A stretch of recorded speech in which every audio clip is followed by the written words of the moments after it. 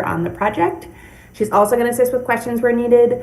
She's going to be keeping track of notes and everything that comes up as we go. So with that, I will jump in.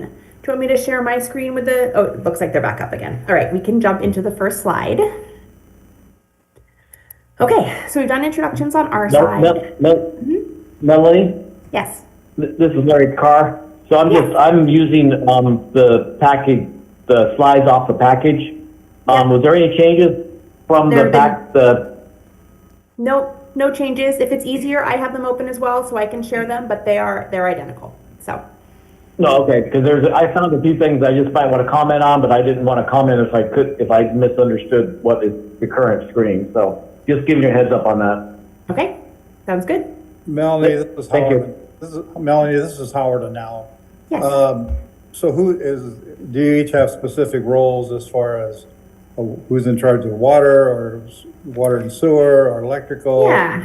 So we are actually. I know you said one Angie was electrical, so maybe fill us in on who's going to handle what side of things. Yeah. So Angie Vernoche, she is the principal, so she's over the whole project. She is the one of the three of us today who has the most electric experience. We do have additional team members that are not here today that focus on electric as well. Paul Quinn, namely, I'm sure you've seen, those of you who have been on emails, you might have seen his name come up a little bit. He's working really hard in the models and with our team.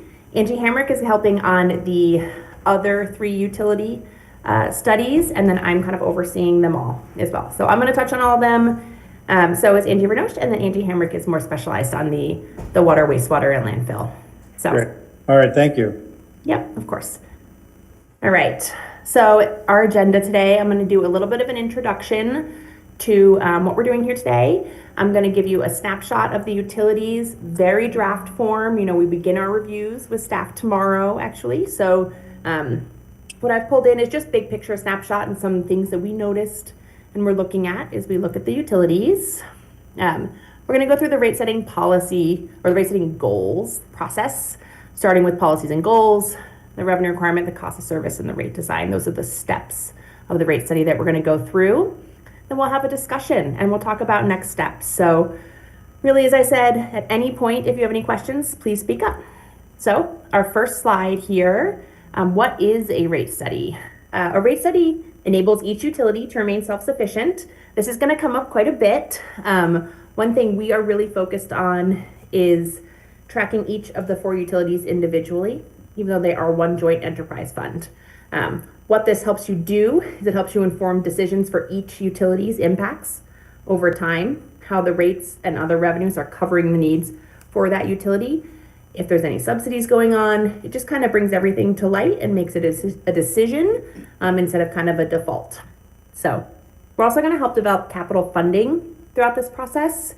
Specifically, if you need external funding, we'll talk a lot about that and the restrictions you have specifically.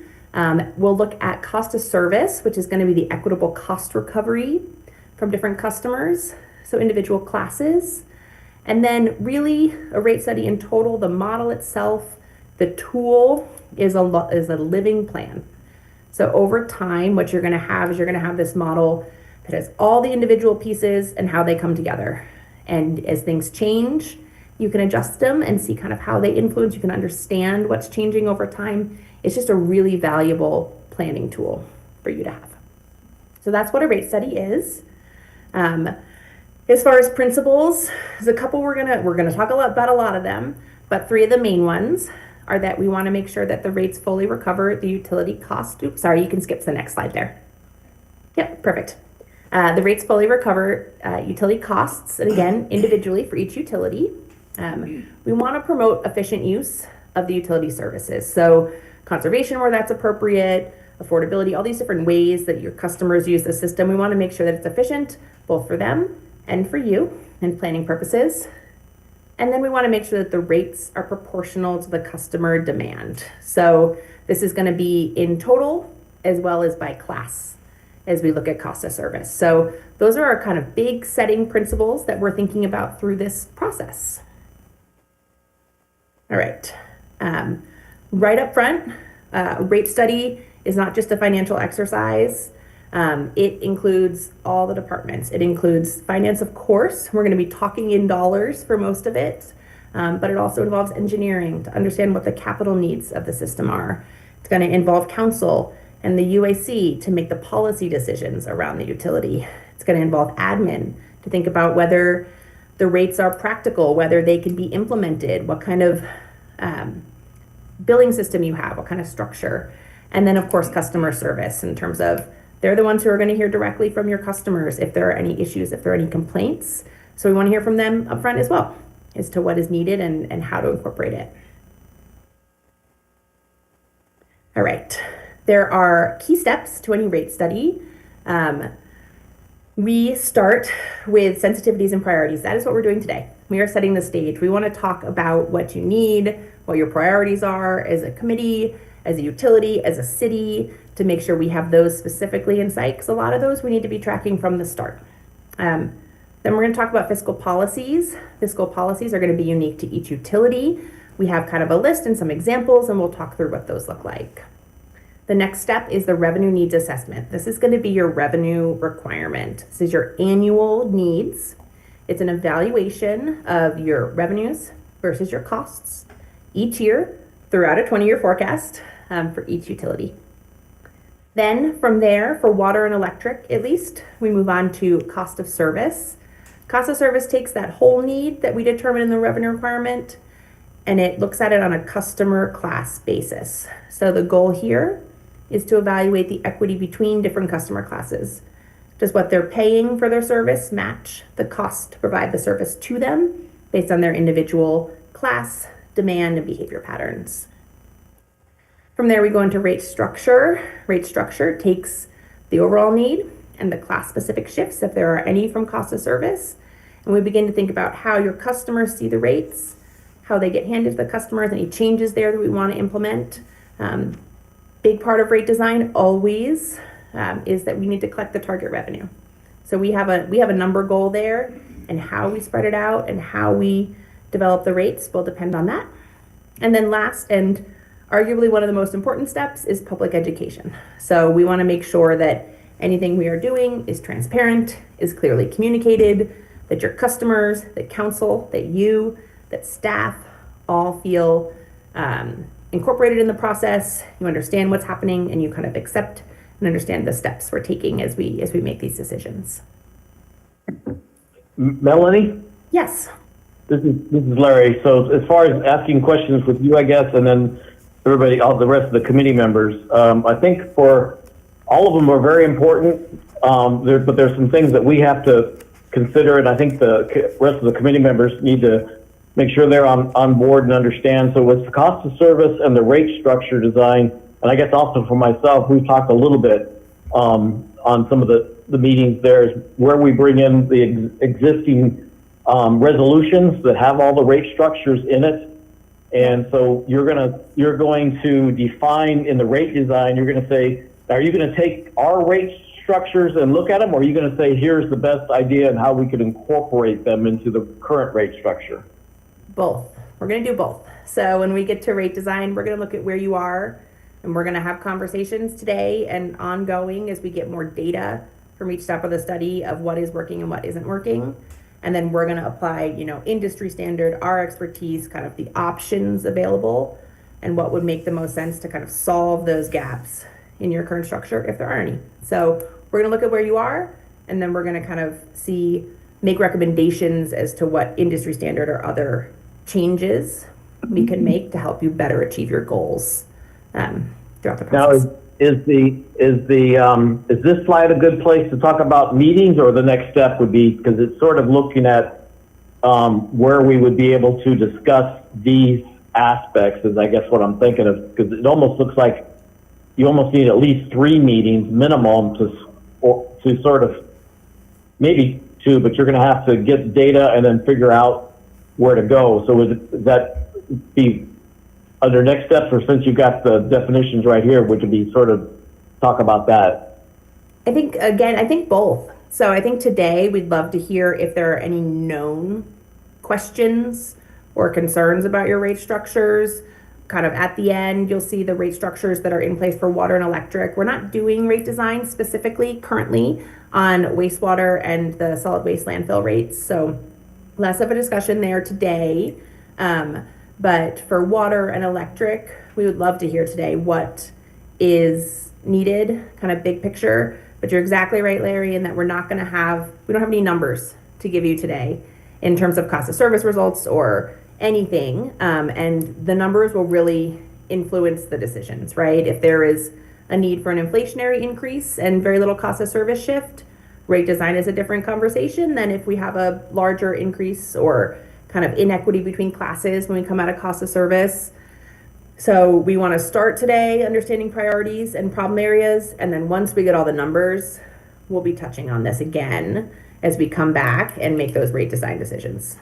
So yes. Right. So what I'm trying to do is get the other committee members, because I've been doing this for a long time, so I know that there's a lot of data to go through, and I just want to make sure everybody understands that you got, like you just said, okay, here's the revenue requirements, so we need to digest that. Here's the cost of service, we need to digest that. Here's your suggestion for rate design, we need to digest that. Now, how do we interact with the committee and discuss it and get it done, and what does that look like?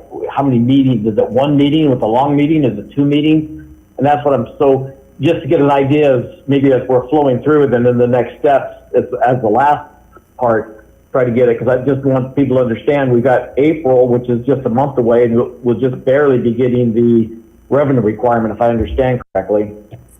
The revenue requirement should be April 1st complete by meeting. then. Yep. Right. Larry, Then there won't be anything else. So hey, Larry, this particular meeting is more for educational purposes, and so that they can explain what a rate study is and what all goes into it. As far as scheduling more meetings, we could talk about that a little later. no, and I understand. That's what I said. It's just that this is a great place that shows your different concepts that you need to understand. That's why I'm spending a little more time here. I'll try not to interrupt as much in this, but I'm just trying to hit key points, and this to me seems like a key point.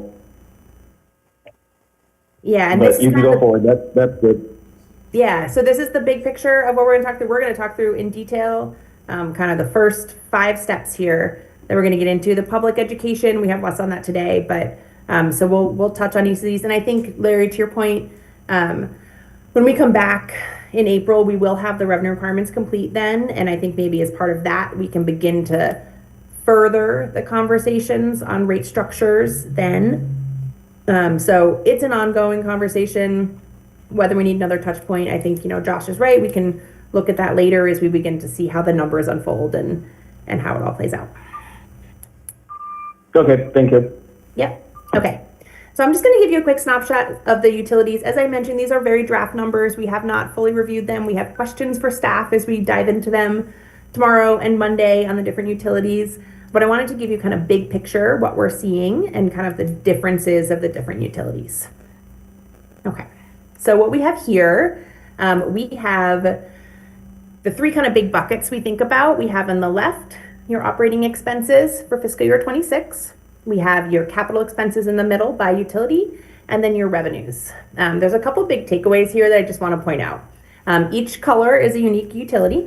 So you've got electric in green, water in that dark blue, wastewater in that kind of turquoise teal color, and then the lighter color, that green gray, is the landfill solid waste.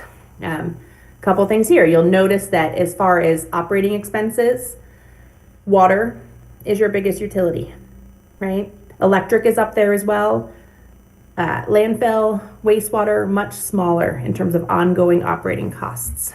But when you look at capital, electric dwarfs the other utilities. That big green chunk in the middle there, that's your electric utility. Water has capital, but the capital expenses for water are more on par with the wastewater capital expenses, and there are no capital expenses for landfill. When we look at revenues, we see electric with the most revenues, more than half of your annual revenues. Then water, pretty in line in terms of revenues to operating expenses on the water side. And then the 2 other utilities are much smaller, also pretty in line with operating expenses. And what this tells us, and we'll touch on each of them individually, is that each of them is in a really different situation when we look at them. The immediate needs and the kind of ongoing needs are really different for each utility. And there's going to be a different conversation in terms of the results as we look at them and how they kind of comprise your whole. The other thing I just want to touch on here is that when you're looking at them all together without pulling them apart, kind of these differences and these nuances are really easy to lose sight of. So that's one of the strengths we're going to look at as we get into the revenue requirements. When we come back in April, it's one of the things we're already seeing in the models, and we're talking about a lot on our side, and we'll be talking about with staff shortly. So, okay, on to the next slide. Melanie, this is Howard Yeah. now. On these operating expenses, on the electric and the water, that includes the purchase of the power and purchase of the water, correct? Yes, All that's right. It's just that we have a lot more potential improvements to the electrical system, it looks like, is what it's showing. That's to me. right. Okay, That's right. Yep. all right, so I don't know if do those ever balance out, or is that just the way it looks?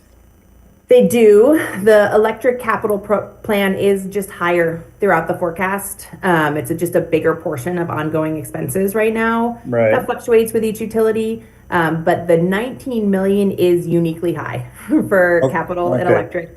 In And a I think we need to understand any capital expense and why that is there and why that's necessary. I know we're doing, we're doing catch up on the electrical side as far as those capital expenses being the larger chunk, but just curious. So I just wanted to make sure that we understand that that's not a fluke, or it's just the way Yep. That's just the way the numbers are. I will Correct. say, exactly to your point, Howard, this is one of our big conversation points as we talk with staff and look at the initial drafts in the coming week. Okay.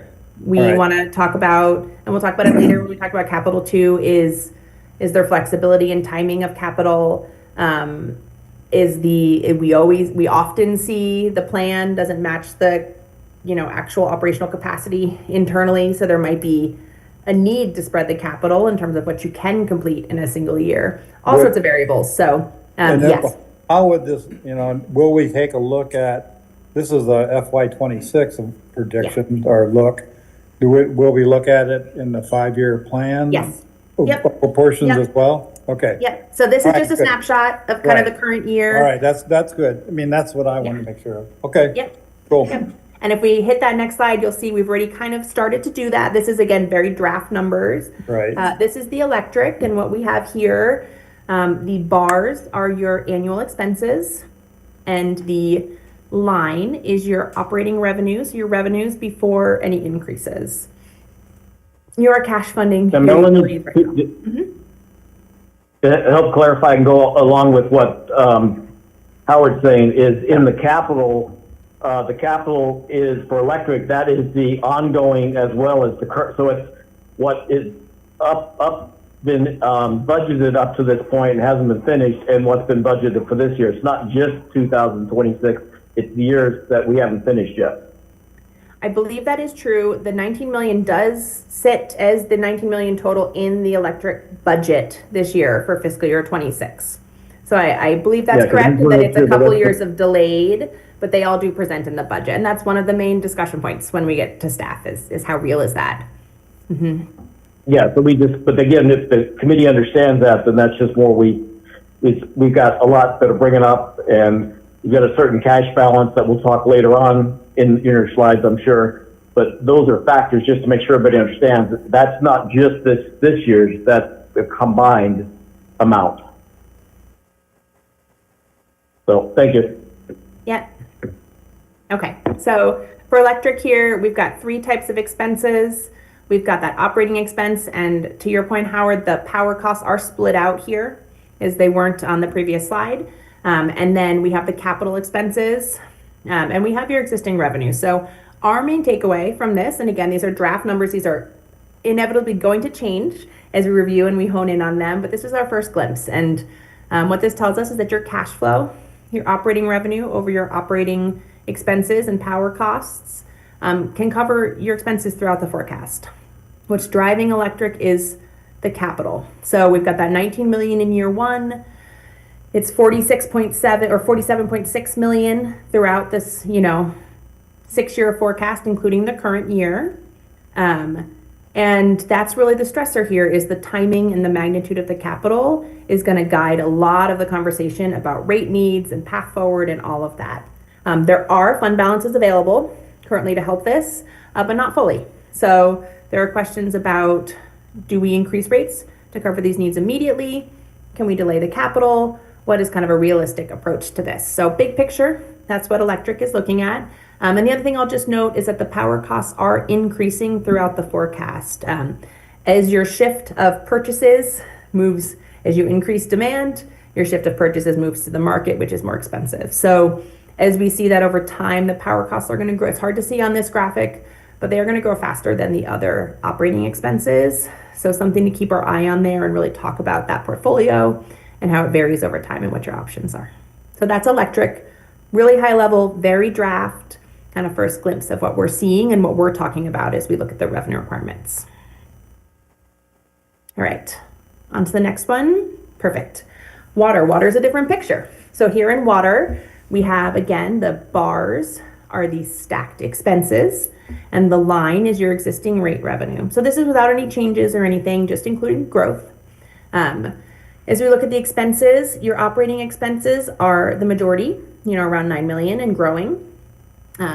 Your existing debt service, this is the one utility that has existing debt. It does drop the year after this forecast in 2032. So something to keep in mind there. That existing debt service does drop off the forecast after that. You fully paid off that bond. And then you have capital. Capital is a lot lower of an impact here and much more consistent year over year for water compared to electric. But what really jumps out at us here is you can see the combination of the existing debt service and the operating expenses is more than the operating revenue starting in 27. So when we talk about that, we talk about how that's a cash flow deficiency kind of in year one of our forecast, which is fiscal year 27. So on the water side, the questions have to do with the requirements around your bonds, the use of fund balance, and whether the priority needs to be getting to cash flow positive after the debt drops off in 2031 into 2032. Those are the pieces we're talking about here. You do have a healthy fund balance, so you're not in trouble. But as we look at this, kind of our flag goes up that you're not covering your annual cash flow for water specifically with your water related revenues. So different picture than electric here, but different decision points as we go forward. All right. Well,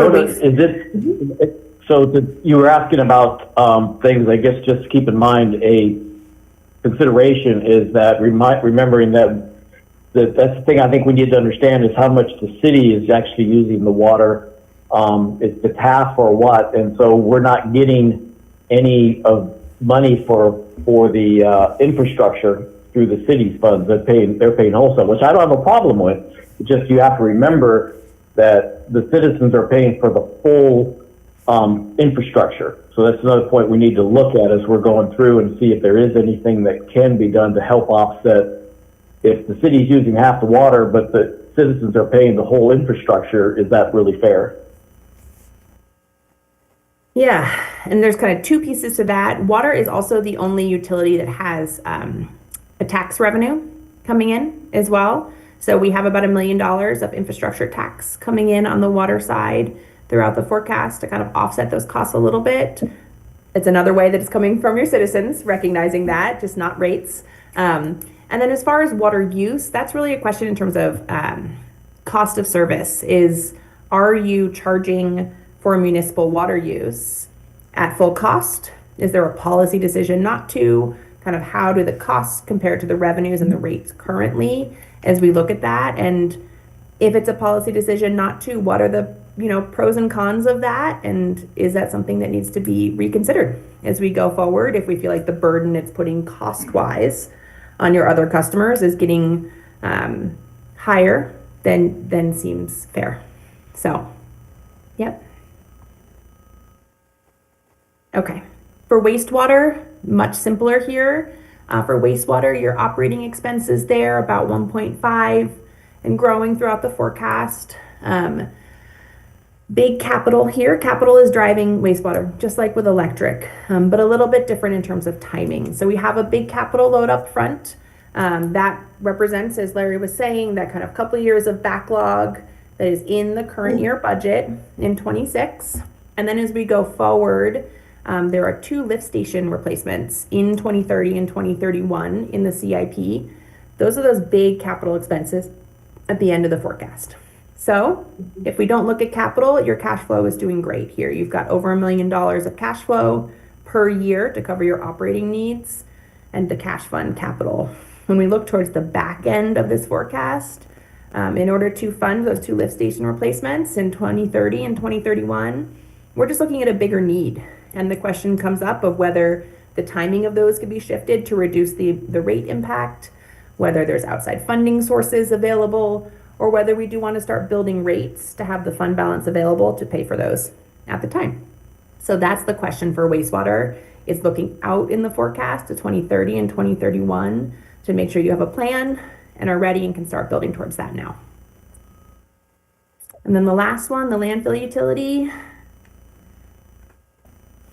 All right, so for landfill, again, an even different story here. We've got your operating expenses, very small portion of your overall expenses. The majority of your expenses are the contract costs.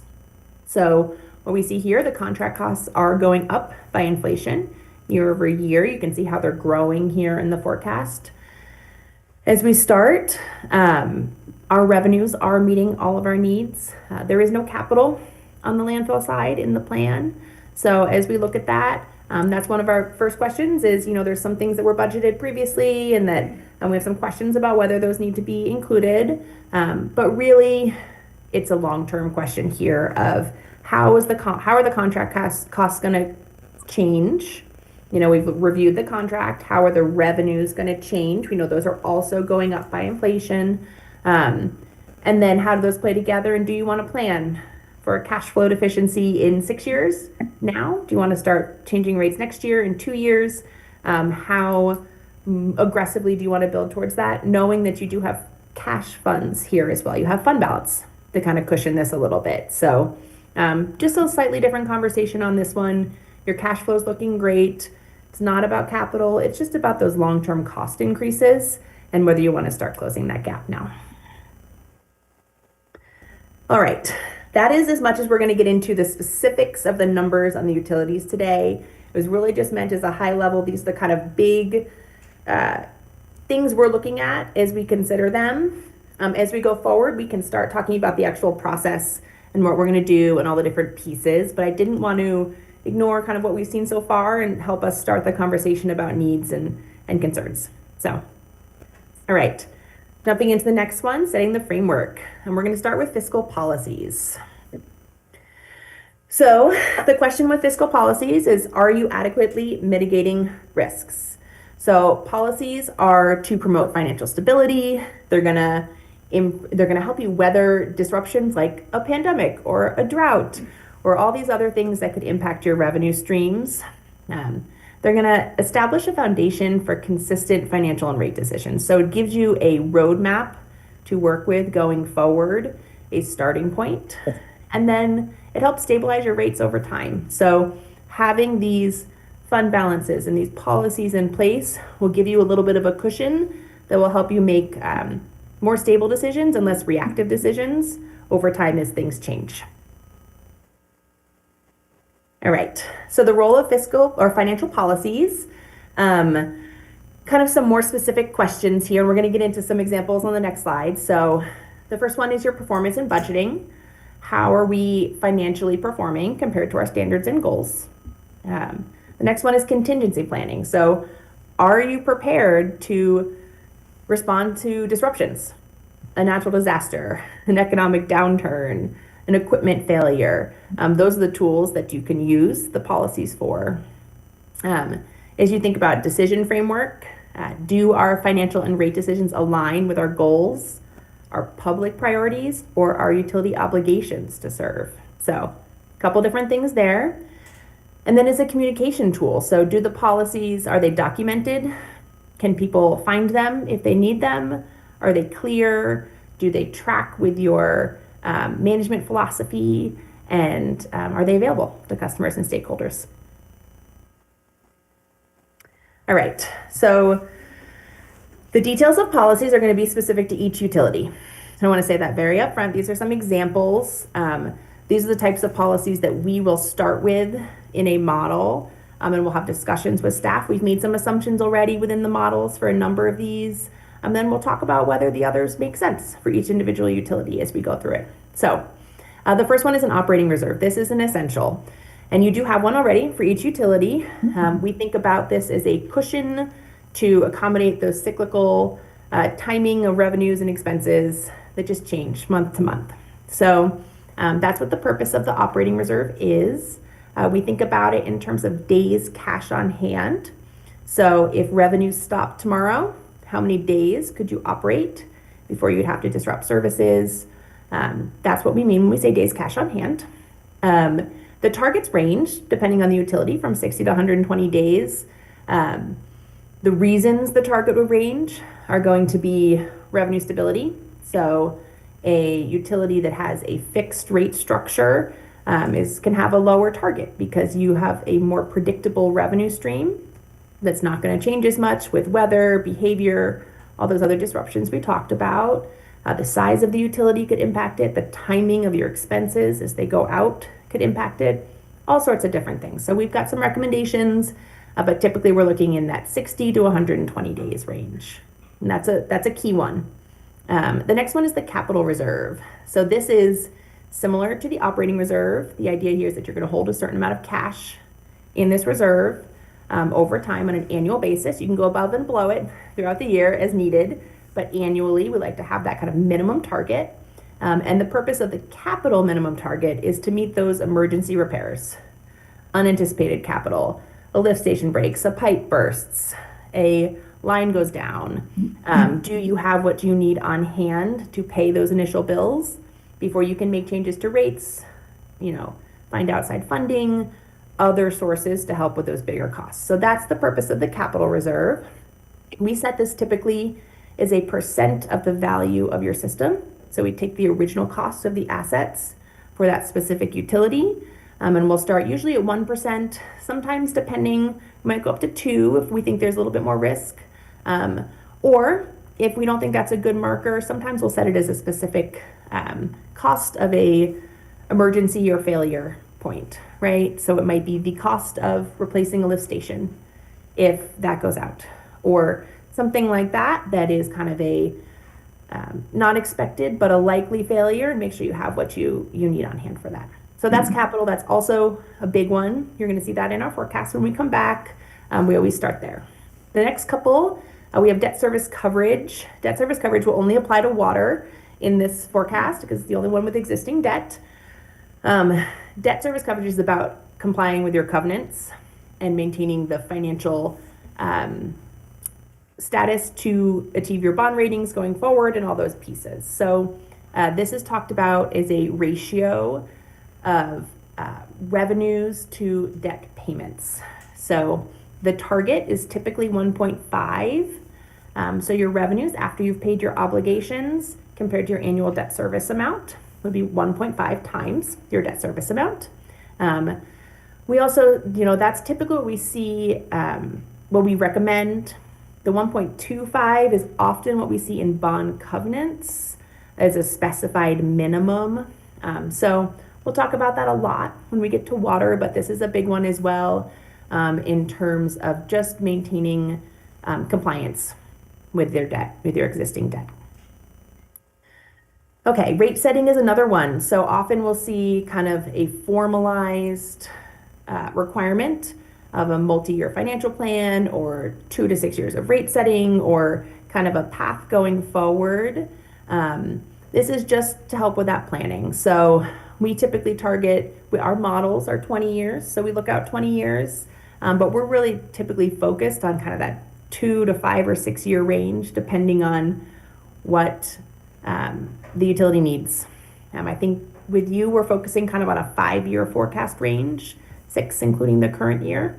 But that's typically what we say. And then as far as establishing rates themselves, we recommend not going more than, 1 to 2, maybe 3 years in advance of kind of codifying rates at a time, leaving you that flexibility to know that things can be unpredictable and we can forecast as best we can, but we can't always know exactly what's going to happen, and not having to kind of unwind things if they're already in there for 3 years out, and something changes. All right. Revenue sufficiency is often another financial policy. This is a big one for you, as one of our goals is to make sure that on an individual utility basis, they are all self-supporting. Even though they're in one fund together, we are considering them all individually, and we want to make sure that either immediately or, by the end of that 5-year forecast period, they are all 100% self-sustaining, so that you can have that confidence that they all run individually and they're not subsidizing each other over time. And to do that, we want to make sure that they cover O&M, debt service, fiscal policy achievement, all the things we're going to talk about next in the revenue requirement. So hang tight there and we'll get into those details. And then the last one we often recommend can be a really valuable tool. You may not want to codify rates many years in advance, but having an official inflationary baseline increase to rates on an annual basis can be really valuable, so that at a bare minimum, your rates are tracking with inflation, because we know expenses are at a bare minimum going to go up by inflation. So this can be a really valuable tool to formalize, is that if a rate study isn't done or formal rate adjustment isn't made, the rates will still be adjusted annually by that CPI. So that's one we really recommend. It's just a way to make sure you're not kind of falling behind on any of your rates between studies or between big changes. Okay, let's jump into the revenue requirement. So the revenue requirement is defining the overall need. So this is going to tell you on an annual basis how much you need for each utility. So just kind of high level here, utility rates need to cover the cost of providing service. There are 2 main types of costs that we see. We saw this when we looked at the snapshots of each of the individual utilities. You have your ongoing operating costs. These are pretty predictable. This is going to be salaries, this is going to be power, chemicals, ongoing maintenance, those types of consistent annual costs. These are regularly going to go up by inflation or somewhere around that throughout the time. They're pretty predictable. They're going to increase, but they're not going to vary significantly year to year. And then you have your capital costs. So your capital costs are going to be irregular. They're going to be ongoing upgrades and expansions, but also individual kind of discrete projects that happen in individual years. And the value of a revenue requirement is that we are taking over time all of this into consideration. So you're not going to have to rate, in this example here, raise rates in year 3 to cash fund your capital, and then drop them back down in year 5 when you don't have any additional capital. So that's the advantage of the revenue requirement. By looking multi-years, we can build up where we need to ahead of time and make sure you have the reserves without those sudden shocks. But these are the types of costs we're going to be looking at. Melanie, do you just this is hopefully not getting into the weeds, but for like the replacement costs for equipment, like especially like for pumps or substation type components that fail or can fail, are those usually listed in asset repair and maintenance under operating costs, or do we put those into capital costs? Do you have a dollar figure you use, or what's our approach what is the recommended approach on that? That's a great question. So we typically consider those capital costs, and it's going to depend. So we start the forecast with the capital plan provided. So there's a 5-year plan provided for each utility.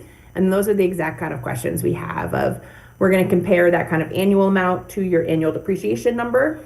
How does that compare to what you're spending annually compared to what we would expect your system kind of depreciation, your reinvestment need, to make sure you're not falling behind on that. And then if there needs to be adjustments, we can build that in and make some recommendations of an ongoing, if it needs to be adjusted up, if it needs to be adjusted down, which is very unlikely anywhere. But if it needs to be adjusted up, we can talk about kind of making sure you have in your plan the full true cost, to not just do what you need to on an annual basis, but to kind of catch up and make sure that you are getting ahead as much as you can. Yeah, and I think that needs to be something I would recommend we look at So, Okay. okay, good enough. Yeah, Thank you. of course. All right. So the question with a revenue requirement is how much revenue is needed, and we're going to pull together these 4 components. So high level, we already talked about financial policies. There are impacts of those. If you are building a new reserve, if you have coverage requirements that you're not meeting, any of those can drive revenue needs. Your operating costs, of course, this would include any contractual costs that you have. We then have rate funded capital. The vast majority, if not all of your capital, is rate funded, so that's a big piece of our revenue requirements. And then your existing debt service. We're going to start, we'll talk about this in a little bit, without projecting additional debt, but we do know you have existing debt for water, so we're going to include that, of course. And that gives you your annual revenue need. So each year, as these shift, you're going to need a certain amount of revenue to cover your annual needs. All right, so in a little bit more detail, a revenue requirement it's multi-year. I've mentioned, we're going to focus on the first 5 forecast years, so through 2031, but our model is a 20-year plan. And we tend to, we find the value of that is if there are large projects in the future, or if, you're okay through 5 years, but then your cash flow switches and you're going to be kind of dropping off a cliff and need a big increase later. We just keep our eye on that. We don't plan to that, but we want to make sure we hold that in the bigger picture. It's going to determine the revenues necessary to meet all your obligations. We just talked about those obligations, and we're going to talk about them in a lot more detail. You've got your operating, your debt service, your capital, and your policy achievements. One of the biggest tools is to develop a capital funding plan. As we talked about, capital varies year to year, and finding a way to fund that doesn't create rate shock or overcollection after a project or anything like that is one of the biggest tools of a revenue requirement. So it allows you to kind of balance that timing over the forecast period. And we're going to consider, like I said, we're starting without them, but consider additional either internal, if needed, loans between utilities or external funding sources, whether that be connection fees, which we're including in the forecasts, loans, bonds, grants, developer contributions. Why we're always asking that question of, is there outside money available to help with these projects? And then we're going to evaluate the sufficiency of rates on a standalone basis. So for each utility, how does this balance up annually, and how does it balance up throughout the forecast? And we're going to come up with a rate adjustment strategy that fits your needs. And that will be, it'll be a little bit iterative as we work with staff of, this is the initial need. Let's talk about capital timing or other resources, or maybe an inter-utility loan that would soften the need and then kind of adjust it over time. So we're going to come up with several scenarios for each, and we're going to make sure that we kind of talk through the needs. But that's the revenue requirement overview. Okay. We also, as part of the revenue requirement, we begin to ask these questions about sensitivities and priorities. This is a tool we use sometimes. This is just an example kind of where these land, but there's a lot of different community sensitivities, government priorities for each utility. Some of the ones we see most often and we talk about, you can see here, the first one, growth pays for growth. Are you collecting, is your growth rate isn't super high, but as new customers come online, are they paying their fair share for the impact of their additional use and capacity on the system? System reinvestment funding, go ahead. Melanie, a lot of places rely on that growth to pad up or give them extra funds for the capital improvements or whatever. Since we don't really have a lot of that, I think we need to make sure everyone understands that, and that's a conscious decision made by our community, that we don't have, a lot of rapid growth and so forth.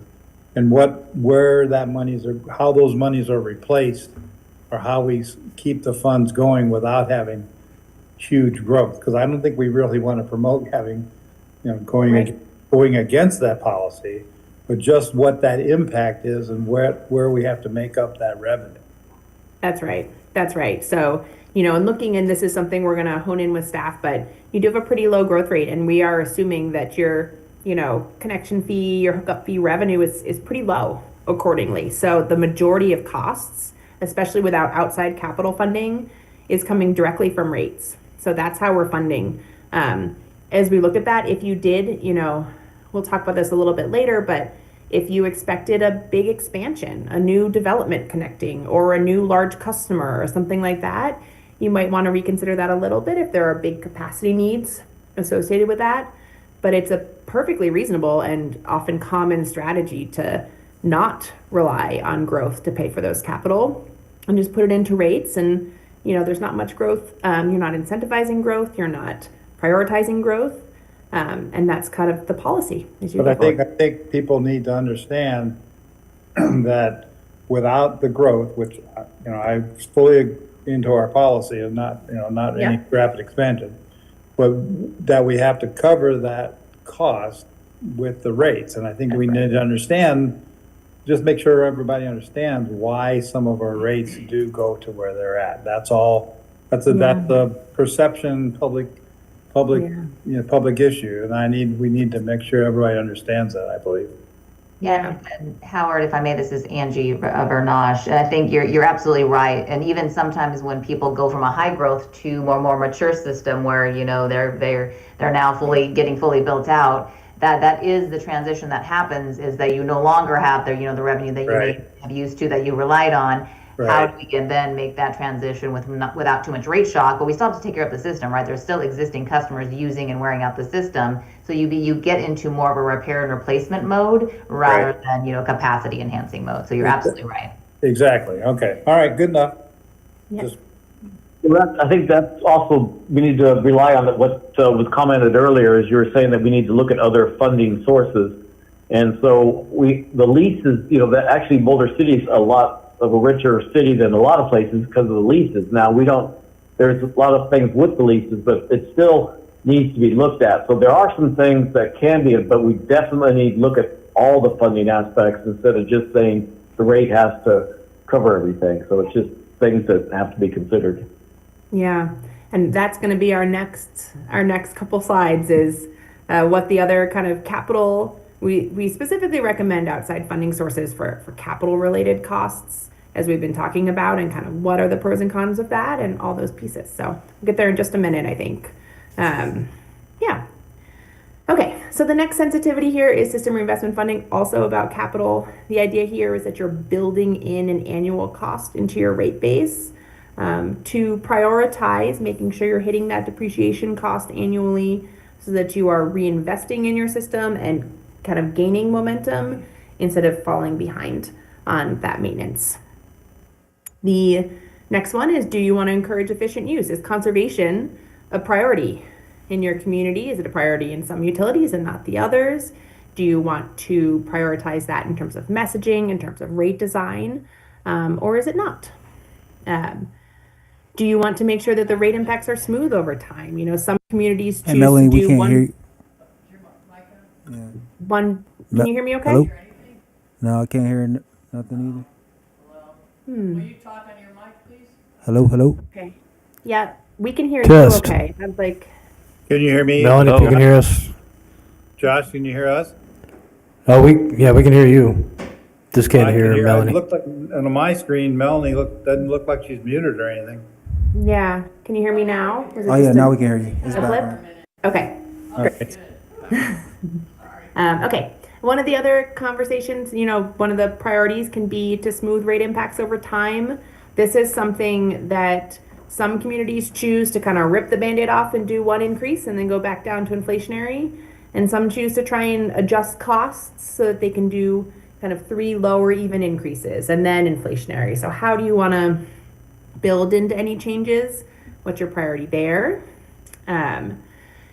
Depending on how the cost of service comes out, do you want to shift your cost allocations and do you want to phase them in? Do you want to, again, rip off the Band-Aid and make the changes? I think that'll depend on the answers as we come out of cost of service. Or do you want to phase them in over time? Do you want to build in a process to get there? Do you want to fund capital with cash versus debt? That's another one. And are there any others that are specific to Boulder City that we need to keep in mind as we kind of think about how we want to fund, when we want to fund, how we want to consider all these different pieces. Now, when would the committee, this is Larry, when would the committee be involved with this? Is this part of the revenue requirement, or this part of the cost of service, or part of the rate design? Because some of the stuff like efficiency, when do we've talked about it at different times, but because you're going to be talking to the city, then I guess we would have an advisement on it also. Yeah, so some of these are kind of immediate questions for revenue requirement, right? Some of them have to do with rate design and kind of cost of service implementation. I would say the ones initially, the system reinvestment funding, the smoothing of rate impacts over time, those are the kind of things that we want to come out of today with an idea of if we need these, what is your preference kind of policy wise? How do you want to fund capital? That's another one that, we have a pretty good idea based on kind of your restrictions and your bond requirements, but maybe there's more to that. So those ones today we want to gather so we can incorporate them into the revenue requirement, because when we see you next with the revenue requirement, those are going to be kind of finalized and we'll show you the results, and then we'll be able to talk about next steps and how that impacts cost of service rate design and start to make those decisions. So do you have another slide that you're going to ask specifically on this, or when do you want our input? we could do it now or at the end. We kind of have teed up some of these questions on the discussion point. Are there specific ones you want to address now? We can do that. Sure. So I guess we can get started and see what the other committee starts, because the system reinvestment funding, if you're talking depreciation of the existing system, we're trying to rebuild the system right now. And so and we've got a large capital. So do we want to charge the large capital price and depreciation? That seems like it's a big whammy. So that would be something we'd really want to consider. Does the rest of the committee have a thought on that?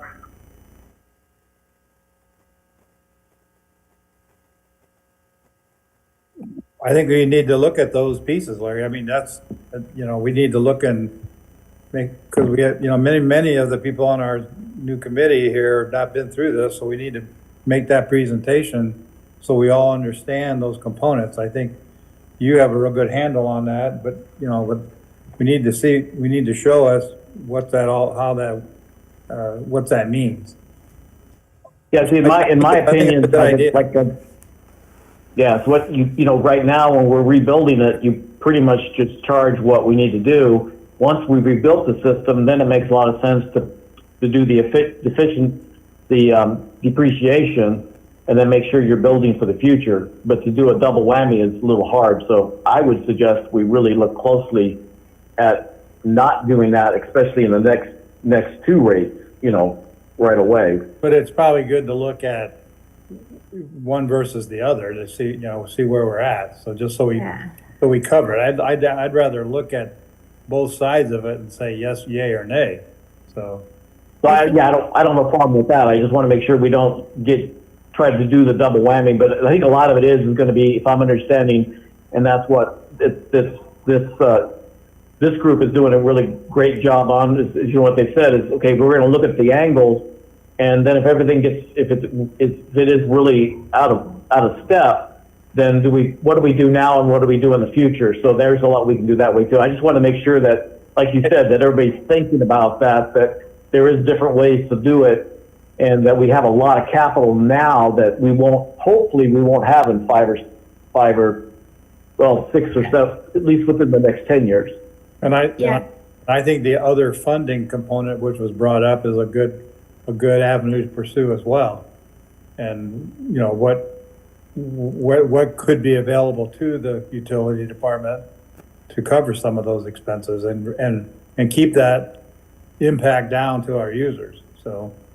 Yeah. Exactly. And even if we can think outside the box, one thing to think about is, okay, can we even borrow from the lease fund if there's extra funds there, and then pay it back with a really low rate instead of going outside? So if we can't use it with the utilities, if it only has to be put on a voting purpose, if we can't use it all, then is there another way to loan from it, borrow from that instead of going outside where it's a higher rate?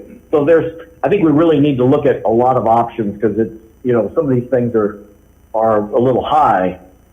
I mean, some of these impacts could be pretty big, is what I'm saying. That's what we need to find out. I think that's what's important, is finding out what that impact is. No, I agree with that totally, Howard. I just don't want to get set on a path that we have to do both. That's what I guess I was trying to do. Oh, yeah, no, Yeah, I and I- agree, Very, Larry.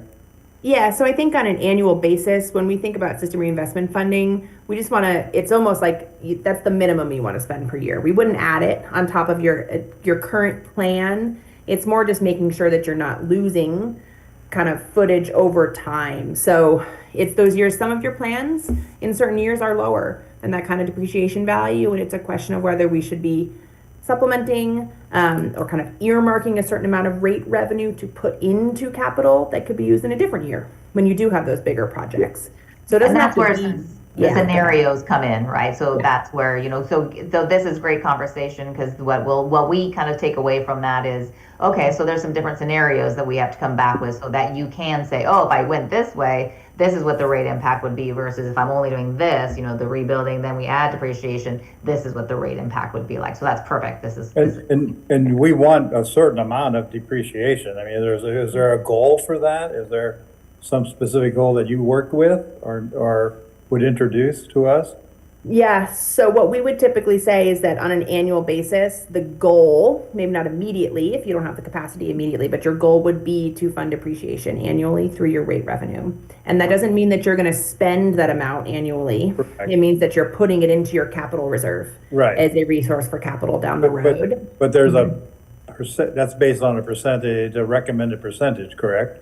Yeah, it's Yeah. based on on the I, assets. and I the think, I life think of it. that blended in with this outside revenue use, potential use, or other funds, like Larry said, all needs to be considered. I hope that's where you're headed with this, because it sounds like you are, but just want to be sure that we know that, so. Sure. And we know it's a balancing act of, we don't want to impact the rates too greatly. So you're going to have to start somewhere. We haven't, necessarily Right. doing that. But if- So we'll try to phase things in over time in terms of the rate tolerance level that you all have and what you can actually Right. accomplish with that. So that's going to be an important part. But we also know that depreciation isn't replacement cost. Things cost more. We're Right. just looking at Well, sure. depreciation. That's original cost, Yeah, well, it's too bad that's not the way it works, but. right? Yeah, my car went up in price, tripled in the last 10 years. I got rid of it sooner, I guess, right? Anyway, go on, keep on. Great. Sorry. Okay. Yep, no problem. I'm just writing So down the some second questions. one to talk about on this line would be the encouraging efficient use. And we've done that, we've been doing that with water. And it's a little harder, I think, on electricity. We sort of did it by when we reduced the tier with electric.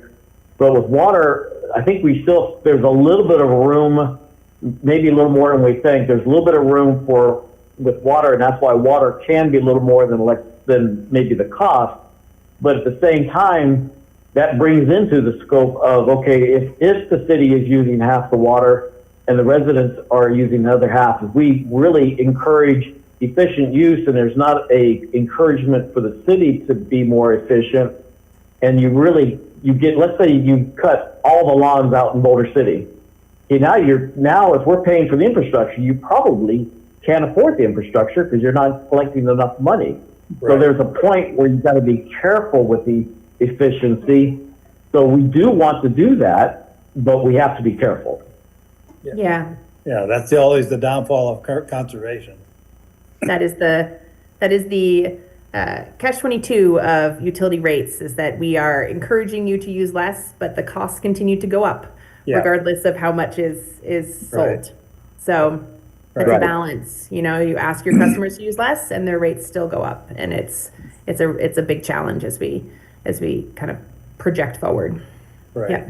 And if you bring the tiers down too low, then you've got some of the effect of, well, okay, I'm conserving, but you're still getting in my pocket, just like it says. And also you've got the lower income people that are getting hit harder because there's just like electricity is really hard because Boulder City, I think in the trailer courts and some of the older houses, which a lot of your older people live in, they're all electric. And so they're getting a whammy in the summer and the winter, both. And so they don't get any break, whereas if somebody's got gas, then they get at least a break in the wintertime. And there's a certain amount you can do, and there's a certain amount they can't do. So again, we definitely want to look at efficiency, but if you guys can give us a couple scenarios, it would be helpful. So if that's what you're looking for. Yeah. For the Yeah. new project. And I think it's really just there to justify what we really have to do, so. Yeah. And this is going to come up a lot more when we get to rate design, because that kind of conservation-based pricing, that efficiency, that incentivizing behavior change through rates is really about the specific rate structure, about how you price the highest tiers and the lowest tiers, and how, what component of your revenue is fixed and all those pieces. We'll talk about some rate design priorities later, but one of the big things about efficiency is it does fight with revenue stability. So if you're pricing your electric and your water to reduce usage, it's also going to reduce revenue when there are fluctuations, when there's a wet year, or there are drought restrictions in place, or anything, or a cooler year, right? So all those pieces come together in terms of your goals. So there's risks, and if you want to have conservation, efficiency Recording pricing, stopped. if you want to have efficiency pricing, often we might recommend a higher fund balance target to kind of minimize your risk. If you do end up with more fluctuating revenue year to year, you still have that stability through the other tools we have. So it all plays together as we look at the forecast. We Yeah. got to know, Well, that was one thing I think that, go ahead, Howard. oh, I just heard on my side, something said recording stopped. I don't know. Yes. Is that important? I was curious, balancing revenue and balancing loss of revenue with lower usage. Yeah. At some point, it kind of balances out, doesn't it? I mean, you don't pay as much for water because you're using less, and then the customer's paying less. So how does that balance out? You understand what I'm saying? It balances out in that overall rates have to go up. A lot of the costs, the vast majority of your costs, less so for water because you have contract purchase costs, but the majority of your utility costs are going to be fixed, and they're going to be fixed regardless of how much water you sell in a given year. You've got infrastructure, you've got employees, you've got capital, all these different pieces. So if you have a rate structure that charges the most, triples the cost per kgal when you get up to that highest usage, if people conserve, you're going to lose a proportionately higher amount of revenue. And that means that your need overall, kind of everybody's going to have to float up to cover those costs over time. Yeah, So so it it is one of the, It doesn't come even close to covering the costs when you don't have to buy as much water, but people are cutting back on water. It just doesn't meet the standard there. You're always doesn't, going to have but much more costs than you would That's right. what you're saving. Yeah. that's right. The drop in cost to the utility is much smaller than the drop in revenue from rates typically. When we build those rate structures that are heavily incentivizing conservation and efficiency, they tend to pull away from kind of the cost of the actual services. They tend to be a little bit less directly connected to how the costs are coming in. So it's a policy choice. It's a priority choice, right? And there's nothing wrong with either decision, but you got to consider those pros and cons and what it means kind of long term if there are those changes. Thank you. That's right. I think it's so just clarify for everybody too. So what I'm hearing you, Melanie, and what I would understand is that, okay, so some of the efficiencies and some of the other funding and our reserves would be considered in the revenue requirement, especially like reserves. Okay, if we have so much reserves, then do we have enough? Do we have to increase our revenue requirement to get more reserves so we can sort of level out our rates maybe, or not have to worry about it? And then we have to look at, so that would be more like in April, we're trying to make sure we understand that concept.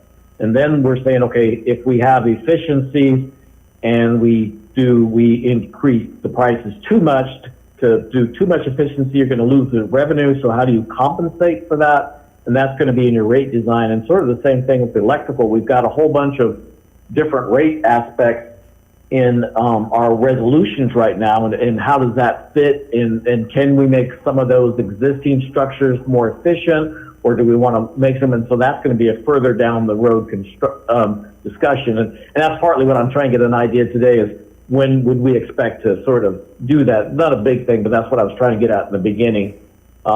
Is trying to figure out where we sort of need to think about that and make sure we have time to consider it to give a proper advisement.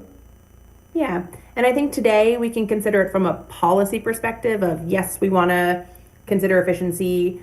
Actually, we want to prioritize revenue stability more, and we'll talk about those rate design priorities later. But when we get to, but the actual numbers that will inform these decisions, we're not going to have those until we complete the revenue requirement. And I would like to kind of just point out that the revenue requirement that finalizing, by our April meeting is really just to make sure we have the 27 number for, or the next number for the budget. So that's what we're going for. So really, we're just looking to lock in that first year. We can go back to the financial plans as we learn more from rate design and tweak these kind of small policy things throughout the forecast. It is kind of a living model that you will own and you will have, and you can see those impacts. So it's not kind of, we're going to draw a hard line in terms of the initial increases and a plan, a scenario choice, and all those things. But it doesn't mean that it is permanently set in stone. So it'll be an evolving tool for you as we have those further conversations. Okay, should we keep going? Go for it.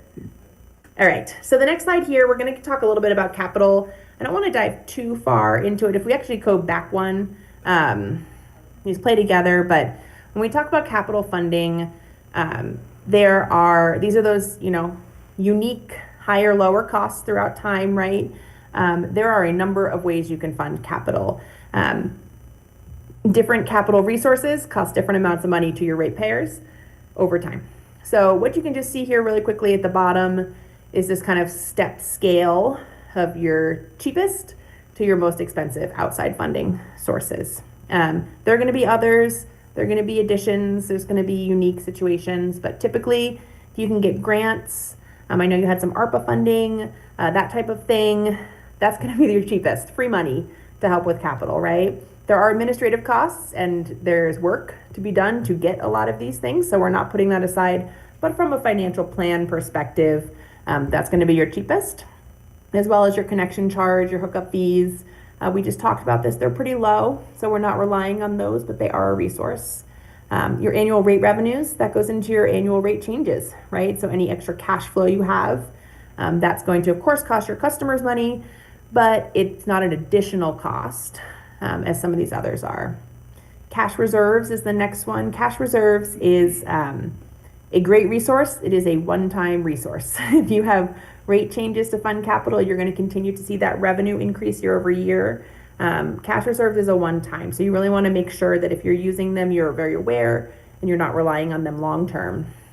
And then, of course, you get into loans, low-cost loans, state, federal, anything like that with a lower interest rate, specific terms. And then, of course, you can go to the bond market as you did for water years ago.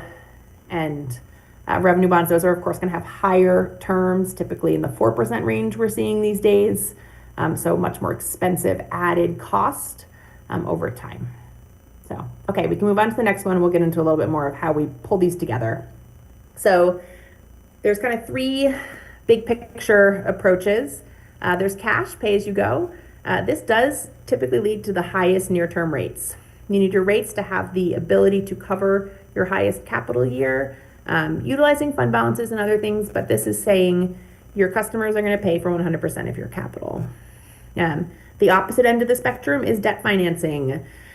This will give you the lowest near-term rates. It spreads the cost of the capital over the period, the life of the asset, which can be a really valuable tool. And it also spreads then, if you think about it, the cost of the capital to those future customers as they come online and use it as well. We know there is a need for a public vote for bond funding over $1 million. So that is the big restriction here. And we are starting predominantly with a cash funded approach. But we want to talk about all those other options, which would leave us at a hybrid approach. So the hybrid approach is typically we think about it high level as you're going to cash fund those ongoing system reinvestment needs, depreciation value, maintenance, those types of things. But the independent, discrete, larger projects, might be something you would want to go out to the market for loans or bonds, and see if you can, or grants, ideally, if you can find outside resources for those individual projects that'll help smooth the rate impact over time. So this is kind of the different approaches we can take as we look at capital. All right, I'm going to jump into revenue. There's kind of two types of revenue and then cash balances. So our rate revenue for each utility, when we think about rate revenue, we need to project it forward in your forecast. We know where we're starting. The question is, how is it going to change over time? So when we think about rate revenue, we're going to look at your historical trends, how revenue has changed.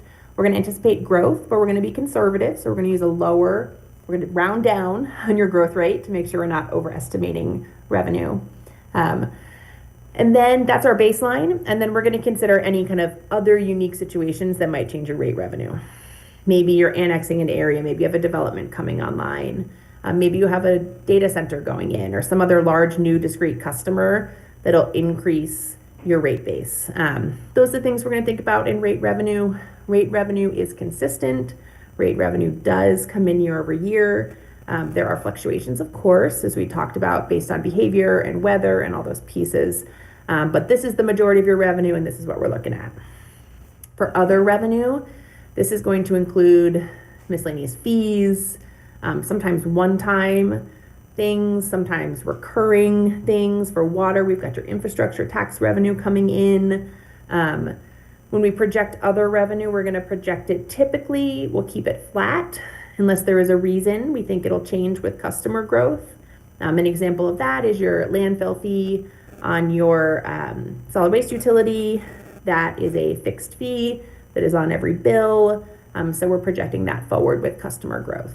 But the majority of your other revenues we're going to leave at flat, or we're not going to project them at all to be a little bit conservative. So that's how we treat your revenue streams.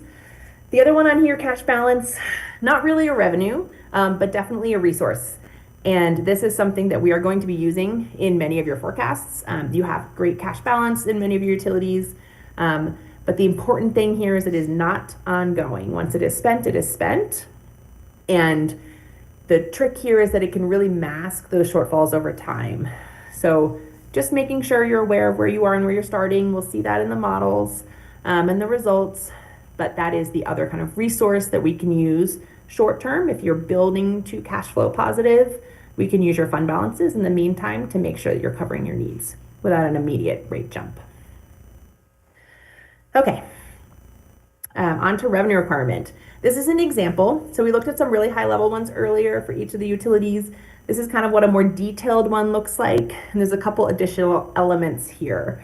So once again, our expenses are stacked. We have in this example, there's operating in the Navy. We've got existing debt service in the green. In this example, they're bringing on some new debt issuances. So we've got new debt service payments coming online throughout the forecast.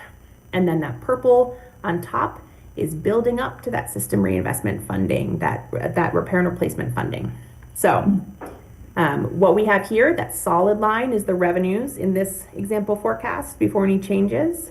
And that dashed line, the one that was left out of the other graphs, but that you will see when we come back with results, that dashed line is the revenue forecast after rate adjustments. And in this case, what we're seeing here is we're just kind of seeing a buildup to that full need over time. Allowing for additional capital funding over time, using debt to minimize the immediate impact. But this is the kind of graphic we'll expect to see once we bring it all together. And this really summarizes the impact of the revenue requirement over time and how we project rate changes over time.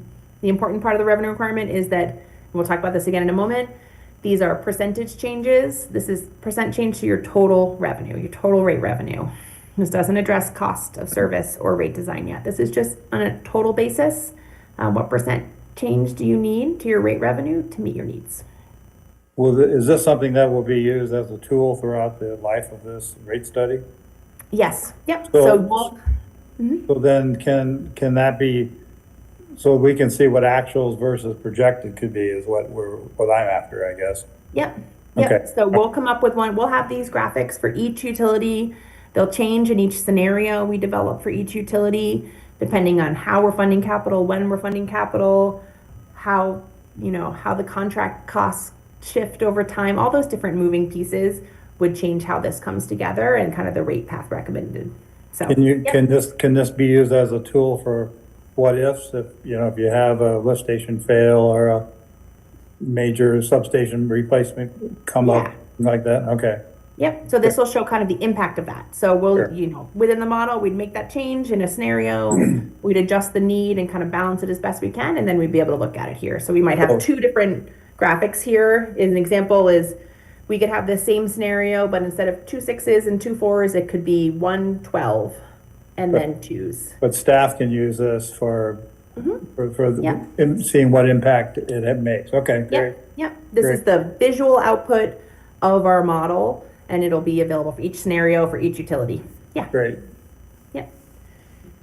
Okay.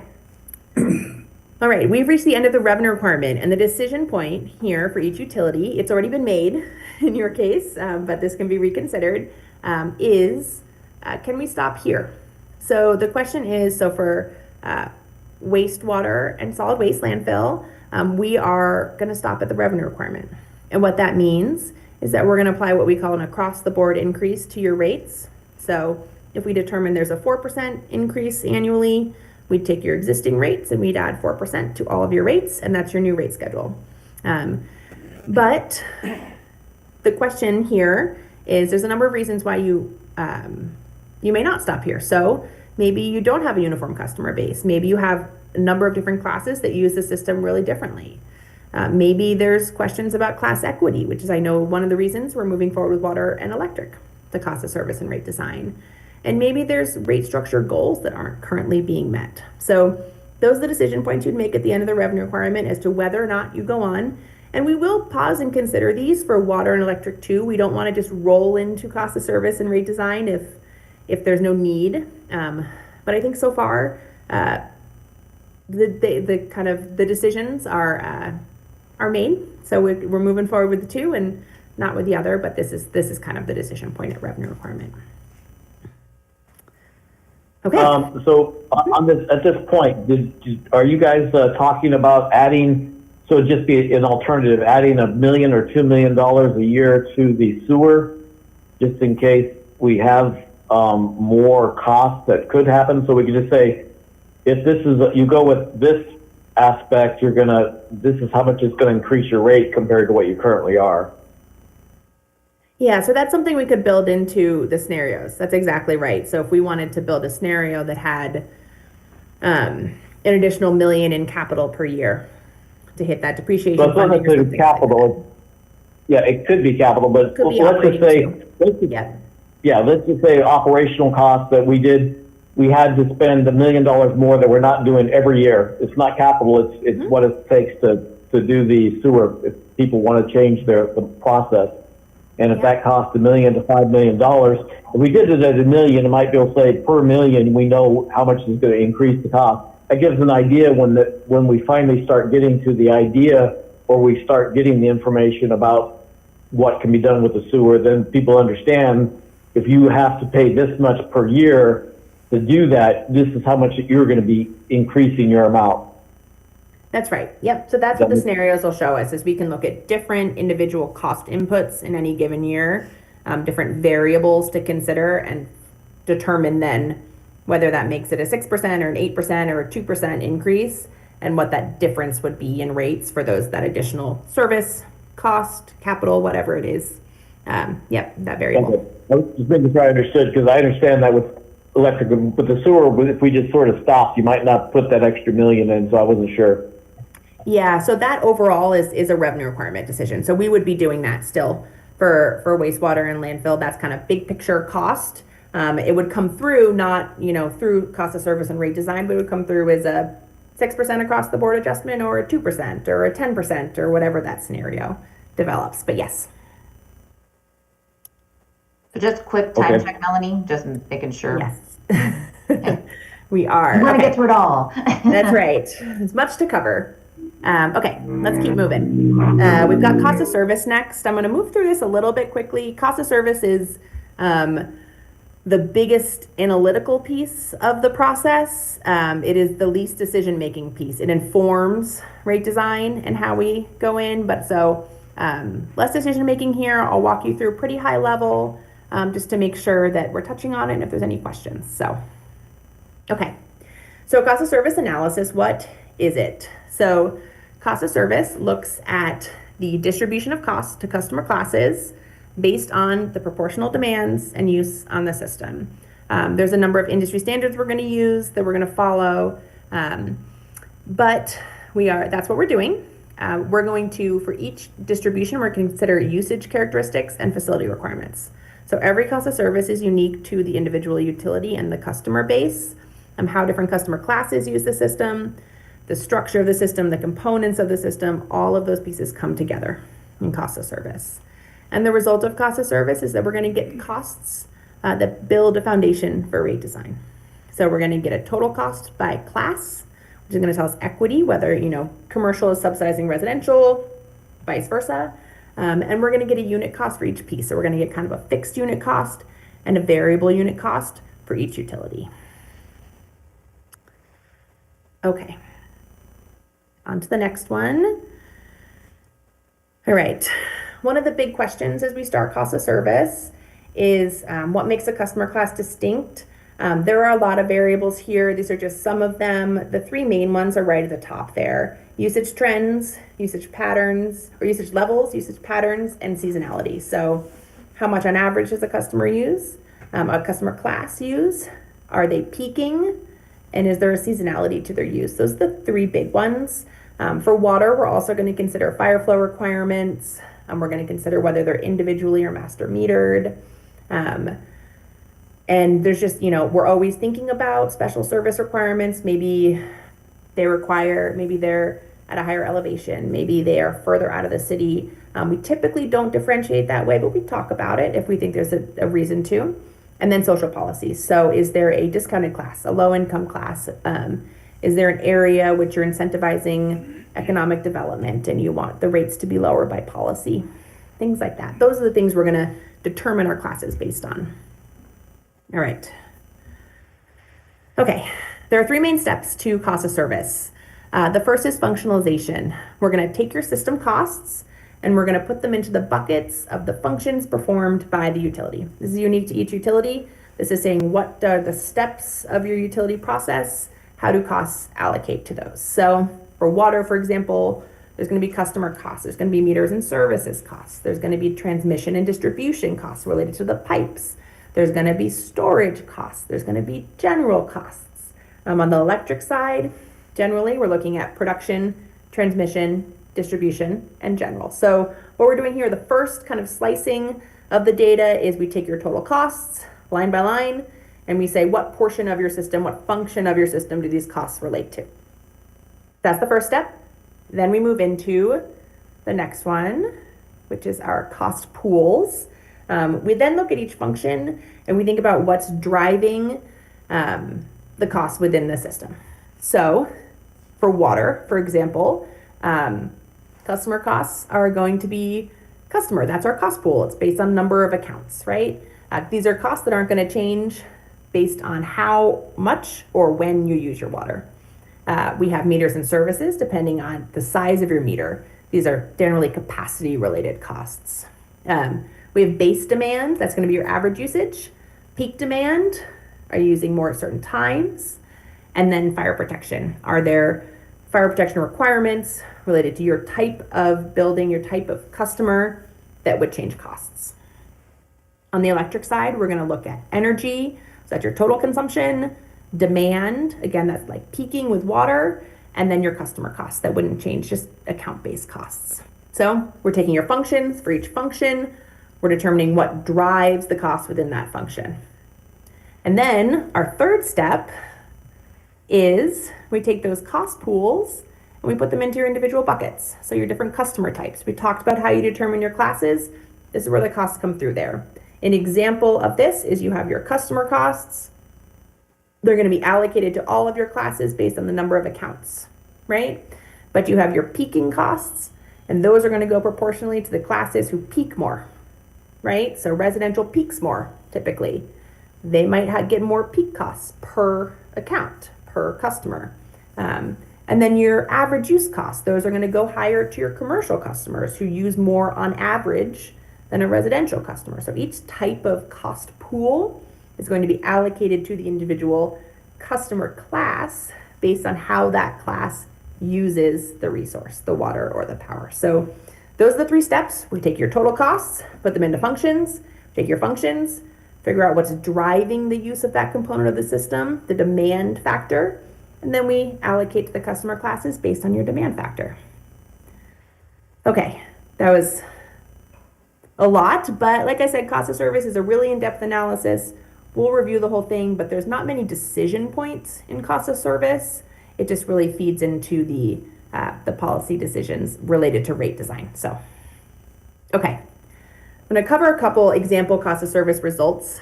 What we get out of cost of service is we want to determine how to equitably distribute costs among customer classes. And the result of cost of service is we're going to get the costs to provide service to a certain class, and we're going to compare that to the existing revenue from rates for that same class. And we're going to say, are you over collecting? Are you under collecting compared to cost of service? Let's actually go to the next one because this is some specific examples that I think will be easier to kind of illustrate.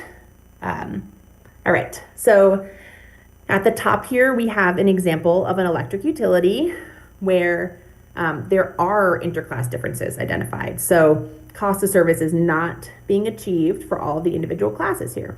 And you can see that those 2 dashed lines are kind of the cost of service range that we would consider within industry accepted, no major shifts needed in the time, something to track.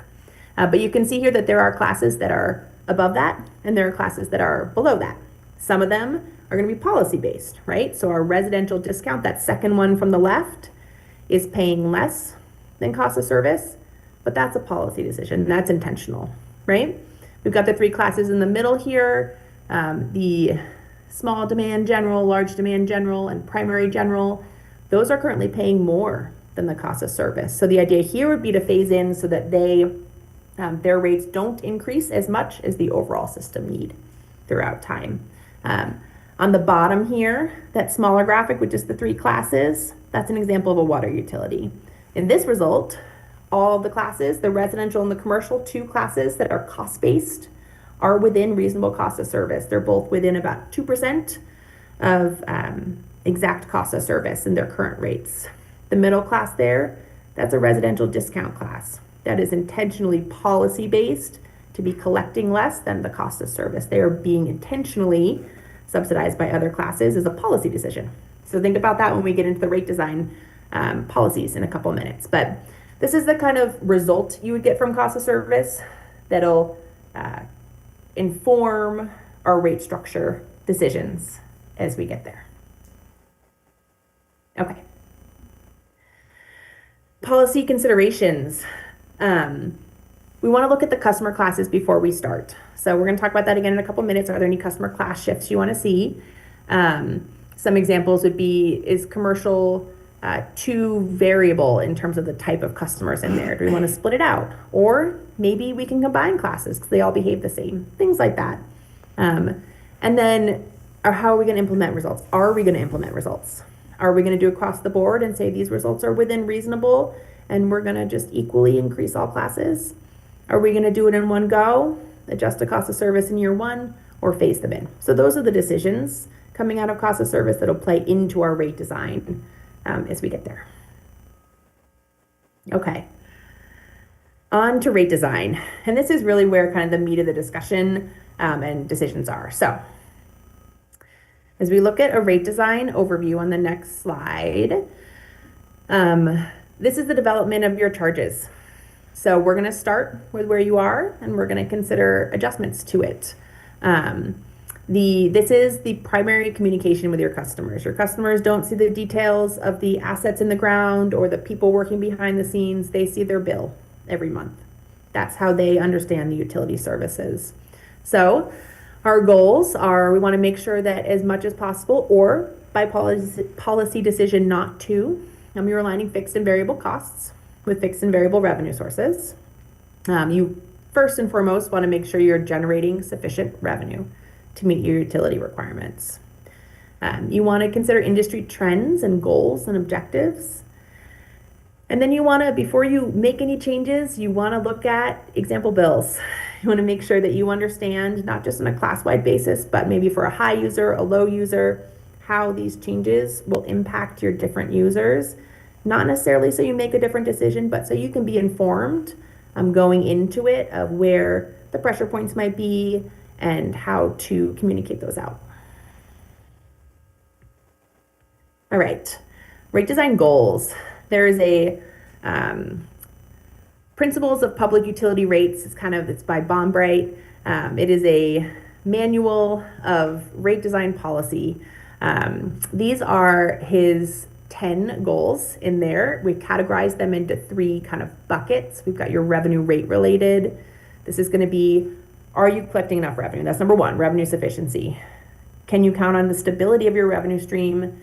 And is it philosophically, does it match your goals and your policies, your general kind of city ethos?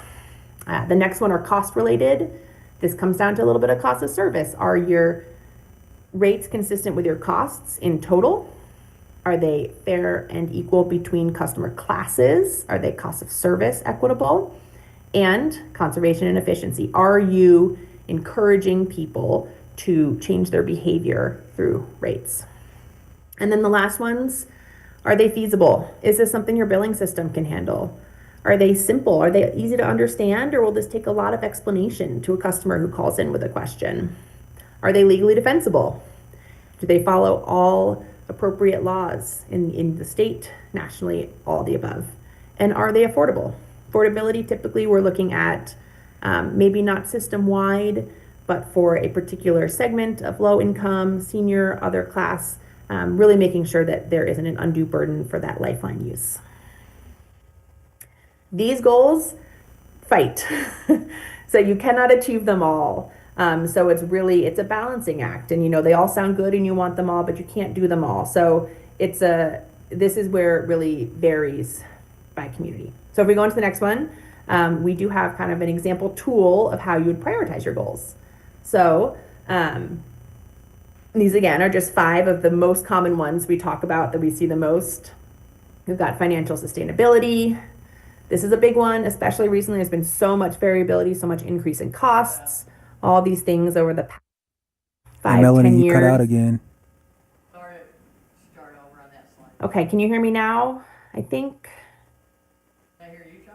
Hello? I can hear you, but obviously that. Okay. Yeah, I can hear you. I can hear you as well. Okay. Can you hear me, Josh? Seems like maybe a no. Josh, can you hear me or Larry? Hello? Test. Testing. No one can hear. No one can hear. All right. Hello, testing. Hear Okay. you. Yeah, we can hear on the Zoom. I can hear everybody. But somehow they lost the Zoom connection. Yeah. We're back. put it in Oh, the We're chat. back. Are somebody they wants back? to- Yeah, it cut out for a Can you second. hear us now, Holly? Yeah, we can now. hear you. What about the gals from? How about Melanie? Can you hear Melanie? Yes. Okay. Can you hear me Can okay? you just start back on that prioritize your goals slide? Yep, Thank you. Of course. Appreciate it. Of course. Okay, so for prayer, this is an example tool of how we would discuss these, and we're going to have a abbreviated conversation about these kind of goals a little bit today, and then again when we come back. But these are 5 of the top most, the ones we hear the most. So financial sustainability, there's been a lot of fluctuation in revenues and costs and everything recently. So we hear this a lot more now of just of revenue stability, financial stability being one of the key goals. Above all else, they want to make sure that they can predict revenue over time. That fights with conservation and efficiency, as we talked about a couple minutes ago. Do you want to use rates to protect the natural resources, to reduce demand, to reduce increased capacity needs over time? That's another option. Transparency and simplicity is one that can be very useful. Are the rates easy to understand? Are you overly complicating them? Are you simplifying them? If somebody looks at your rate schedule, can they calculate their rate fairly easily? Can they understand the changes over time? And there, is it compatible with your billing system? This is a big one as well. As we look at rate changes, we'll talk about, can you add an additional fee?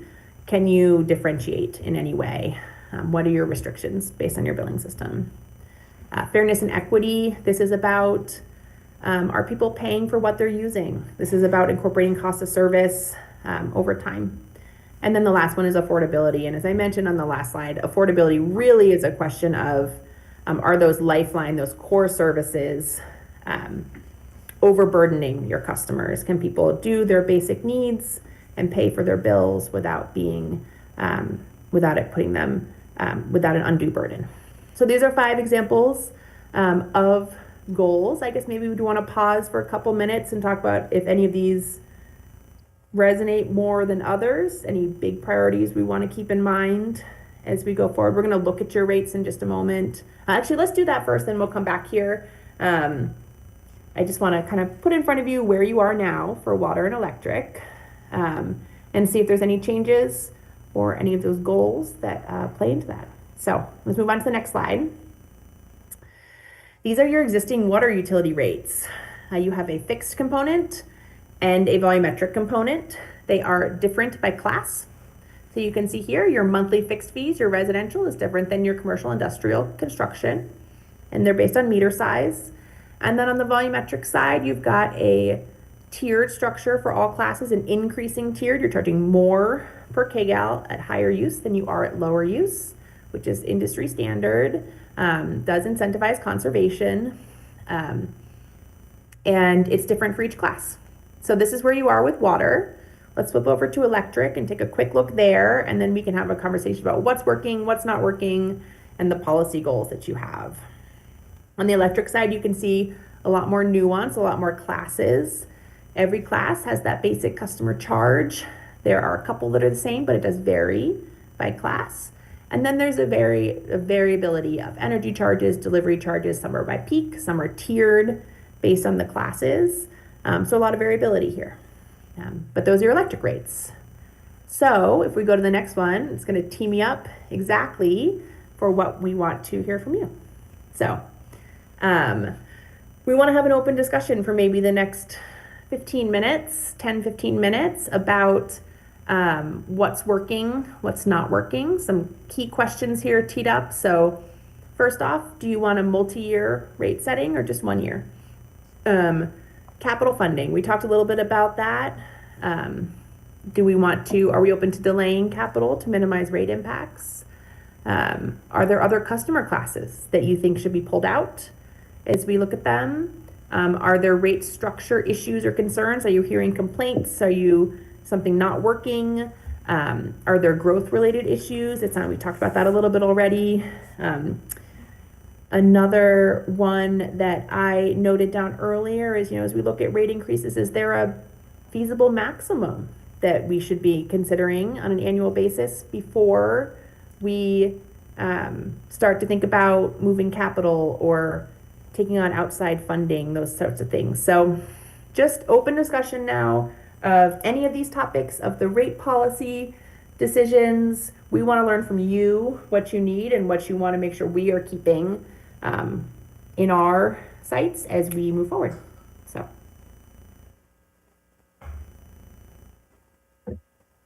I can start. I guess let's start with water for an instance.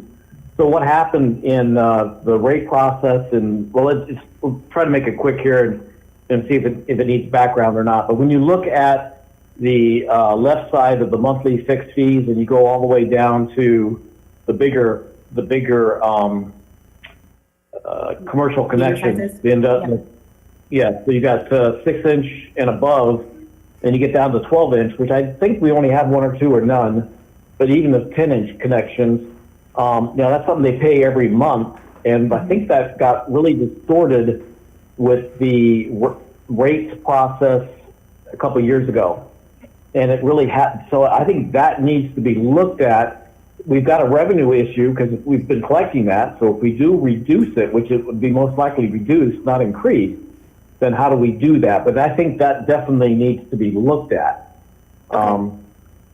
And the same type thing with the, so what's not shown here is the residential B compared to residential A separate for water, that needs to be, the meter price needs to be considered and seen to how it's being done. And the meter price itself really needs to be, in the past, my understanding was the fixed price was based on what was needed to replace the meter and possibly the connection, but I think it was based mostly on what was connected around the meter. Whereas in one of our last one or two rate processes, that was changed to, well, that's a reasonable fee right now. The resolution was modified for the explanation, but it still wasn't a good explanation. So what exactly are we charging the fixed amount for, or what should we be charging the fixed amount for water and electrical, I think also. So those are some major questions that we have to think about, I think. And then if you go to the water, being a little nitpicky here, but we need to make sure the commercial rate only has two. I think what happened is must have been the residential must have got copied into the commercial, because the residential rate and the commercial rates aren't the same gallon wise. There's a big difference, and the commercial has tiers. 4 categories, but Okay. commercials do not. The tier thresholds. What's that? Yeah, the tiers are different than what's shown on this slide. Yeah, okay, I'll make a note of that. Yeah, And that was one thing, because what happens is the commercial starts at 60,000 and goes up to, I believe, 500,000 gallons. And so the discussion in the past has been, okay, how do we look at those tiers and look at those costs without affecting a major increase to the commercial, which then affects the increase to the customers as well. But again, so that's where you look at your fairness, and because you're above things, how do you rate those? Those are very difficult, because you need to look at every single one of those, but how do you rate them? That's a difficult situation. But in your efficiency aspect, how do you work with the tiers and the prices for those tiers to try to make it efficient but still affordable? I think in the water, that's a big issue. Does anybody else, before we go on, is that a thought people want to discuss?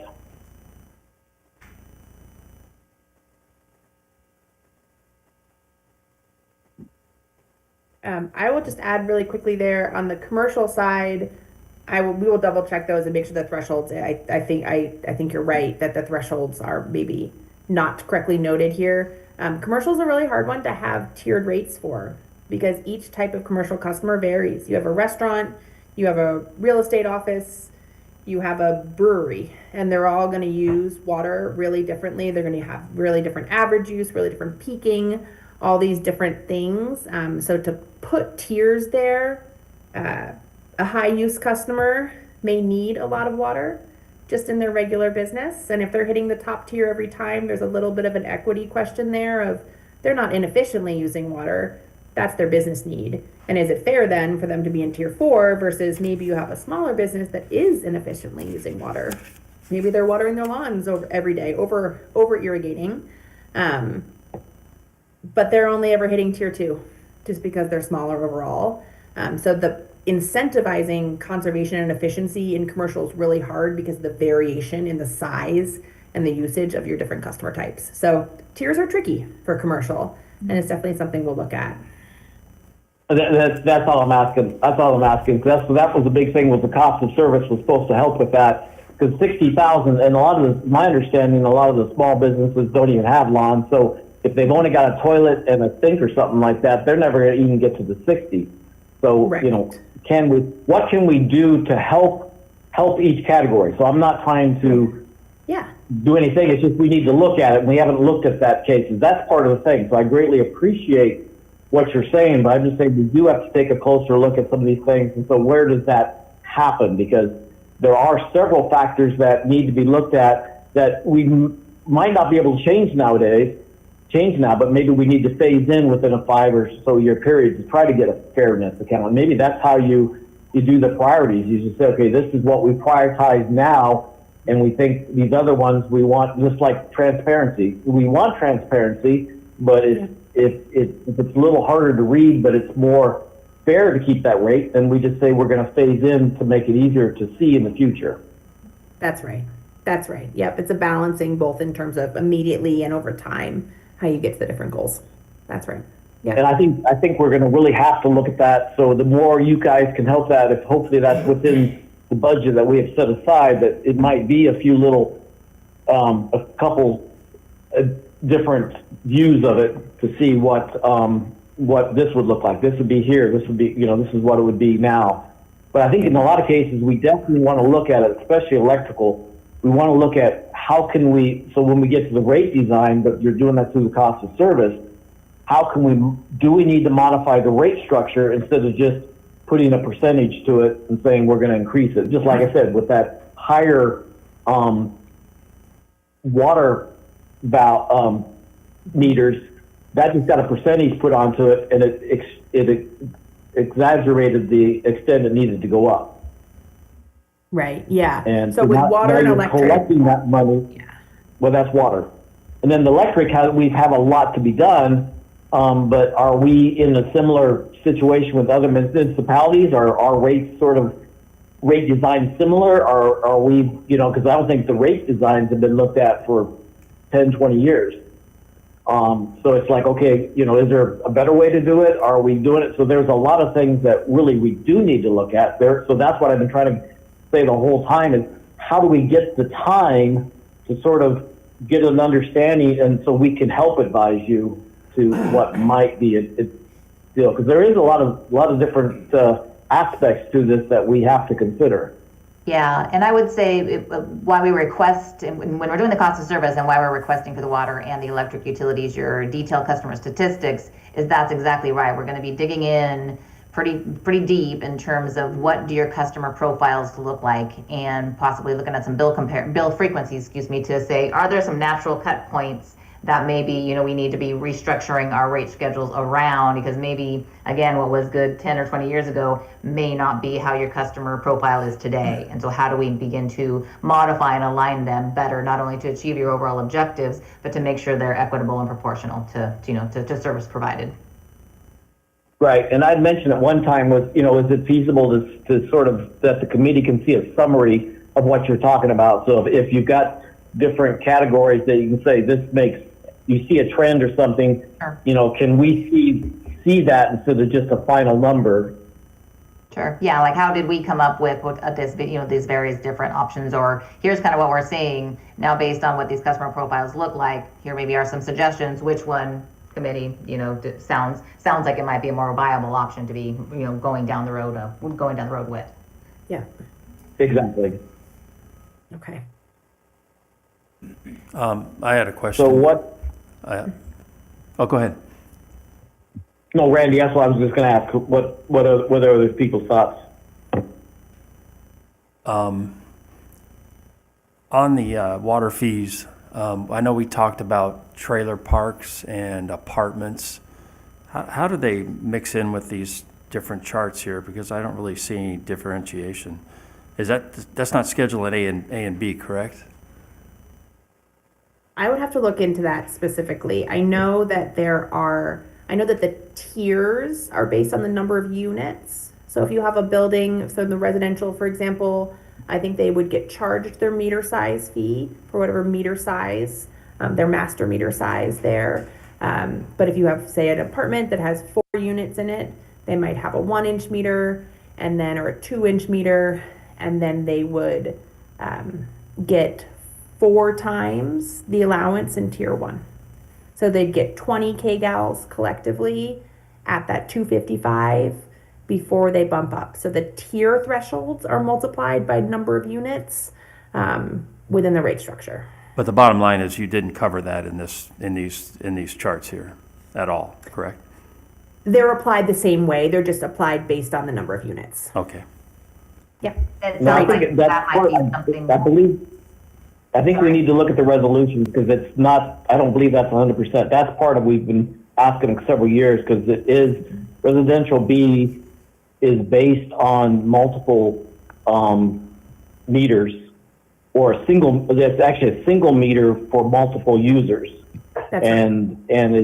And so it's not, the resolution is not clear. And I'm not 100% sure that, it's something we need to look at and talk about because that is confusing. We've been asking for that for years. So again, that clarification of that would be great. Yeah. We might not be able to modify it right away, but I think we should definitely look at it so there's a way to phase into it. I think in some cases, especially like an RV park, they might be unjustly being charged more than they should be with the way the scenario is right now. Yeah, I think if it's possible, and we'll look at the customer stats when we get them, it sounds like maybe we need to pull them out as a cost, reviewing the multiple units in the cost of service independent to make sure that yes, they're charged this rate, but what it'll tell you is that rate equitable and proportional to, how they're using, water. So I think we want to pull them out as a class. Even though we know it's not a separate rate class, we want to pull them out and look at them and say, how do you behave? How should your cost of service look? And then that'll tell us if the rate structure is, equitable or not. That's exactly right. And that's what we're doing. So we don't have the details of it today, but we have run the customer analysis, and we are, even though the rates applied are the same, we're pulling them out as a separate class to consider if that makes sense going forward and how their cost of service kind of plays out, and if we want to change the structure for those types of customers. So we do have them pulled out in the kind of customer data analysis that we're running, and we'll run them through as a separate class. But the rates here aren't differentiated that way. And do hotels, do they fall under commercial, industrial, portable, as far as usage on water? That I don't know. They aren't a separate class. So I'd have to look into some example customers to figure that out. I don't know if Josh or any kind of staff know that. Uh-huh. Yeah, I'm not sure. I don't have the resolution in front of me, so I'm not sure exactly off the top of my head how hotels are broken out. So they might be broken up by the size of the monthly fixed fee might be for the whole hotel, a 4-inch line, for instance, and then they're just going to pay based on commercial, industrial, probably portable water by the total usage of everybody in the hotels. Probably it's probably how it goes. That's right. Yeah, and Okay. I would guess they're commercial class. That's right. And That's what I'm pretty positive they're not residential, and I think that's the general goal. But again, that's what it'd be good for the committee to understand so we can look at it, because I think it is based on how big a meter you have, and then so it's not, the motel wouldn't be divided among how many units you are, but I think trailer parks are. So that's why you've got to look at and see what's exactly going on. So those are questions we need to understand. Yeah, and it will depend many times in a water utility if it is separately metered or not. So full thing that we'll be bringing back to you is from an industry best practice. Water utilities will generally be charged based on the size of the meter you have and not how many units you have. Because if you have a 2-inch meter and it's serving a residential or it's serving a fourplex, it's a 2-inch meter and it can only provide a certain amount of water, regardless of what is behind the meter. So the cost of service will be very revealing in terms of how your current rate structure is set up, and then really what does that look like from a cost of service perspective. But that's good. We have that in our notes and on our minds now. Yes. Yeah, the more we understand, then the better we understand the fairness. For sure. Yeah. Okay, so I'll make a note then that when we come back with the revenue requirement results, we'll spend a couple minutes at the end outlining exactly where the customer class is and where we have them now. And we can kind of follow this conversation up with more at that point to make sure that we've got everything aligned. And we'll know more by then based on the customer stats and as we begin to build the cost of service as well. So we'll be able to inform the questions better once we get there. All right. Yes, next steps. So as far as kind of where we go from here, as I mentioned a couple of times, we are reviewing. We have 2 reviews set up with city staff for each utility. So we've got a review tomorrow, which will cover water, wastewater, and landfill. And then we have a review on Monday the 9th to do the initial electric review. Those are drafts. Those are going to be these conversations about, do these costs look right? Are we capturing them correctly? Are our policy assumptions good? All those pieces. And then we'll come back on the week of the 24th and we'll look at kind of the recommended scenarios and more finalized options. Then we'll come to you in April to present those. Following that, we roll right into cost of service. That'll overlap a little bit for water and electric with the revenue requirement scenario building. We can build a lot of that as we are working on the other pieces. So we'll begin that this month in March. Then after that, we really need the cost of service results in order to inform rate design. So we'll come back, we'll begin to talk about rate design and do the rate design analyses in May. And then we'll be back to present draft results and kind of decisions to you in June and July, and then study results to council in August is the tentative schedule right now. Tentative because we just, we might have bigger decisions that take a little bit more time on any of these. We want to, have additional conversations, any of those pieces, but this is what we're working towards currently. So, and that's all I've got. So, 1 minute is better. Yeah, I know. Whew, we made it. Flew through cost of service there. If there are any questions, please let us know. As I said, we will be back next month to kind of talk about what we're seeing in those scenarios, what we need from you going into customer classes and cost of service, big picture rate design conversation. We'll have all that in April once we know more about where the numbers are landing, and we'll be able to inform that next step. Great. So this Zoom only lasts 2 hours. Is that what I understand? Yes, it was set up for 2 hours. Okay. So I guess I'll be dropped. Howard and I will be dropped after, because we're on the Zoom, so we'll be dropped now, I guess, also. Sweet. Well, thank you, Melody and Angie. We appreciate your time. Yeah, thank you. Thank you all. Hello? Yeah, A lot of stuff. I guess, a lot of stuff. Gary and Josh, Hello? you'll have to finish the meeting because Howard and I aren't available after the Zoom. Well, are they gonna, hold it, or is FDS they're gonna drop off, or we We'll drop stay off. on? We'll drop off. Yeah, they'll drop off and we stay on, Yeah. can't we, Larry? Yeah, thank you, But Melody. is the Appreciate Zoom- your guys, is Yeah, the- appreciate your time. yeah, appreciate is what the y'all Zoom do. continued on? I think so. If they drop off, Okay, I guess we're running the Zoom, I believe. I think so. Yeah, thank you. We'll talk to you Monday. Or tomorrow. Thank you. okay, thank you Tomorrow, very yes. much, Chair. Thanks. Bye-bye.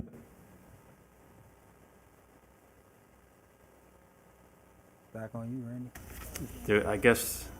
Do we have any questions or comments, I think, after this? Is that, That was the only item on the. I mean, agenda, between so- the members and city staff, possibly? Right, because that was still the idea, the idea of this meeting was to allow the committee to talk, so we still would be able to talk about the presentation in this agenda, I believe. Yeah. Why wouldn't we? Yeah, you can discuss the presentation. I don't see, that's what I the mean, I- agenda item is, so.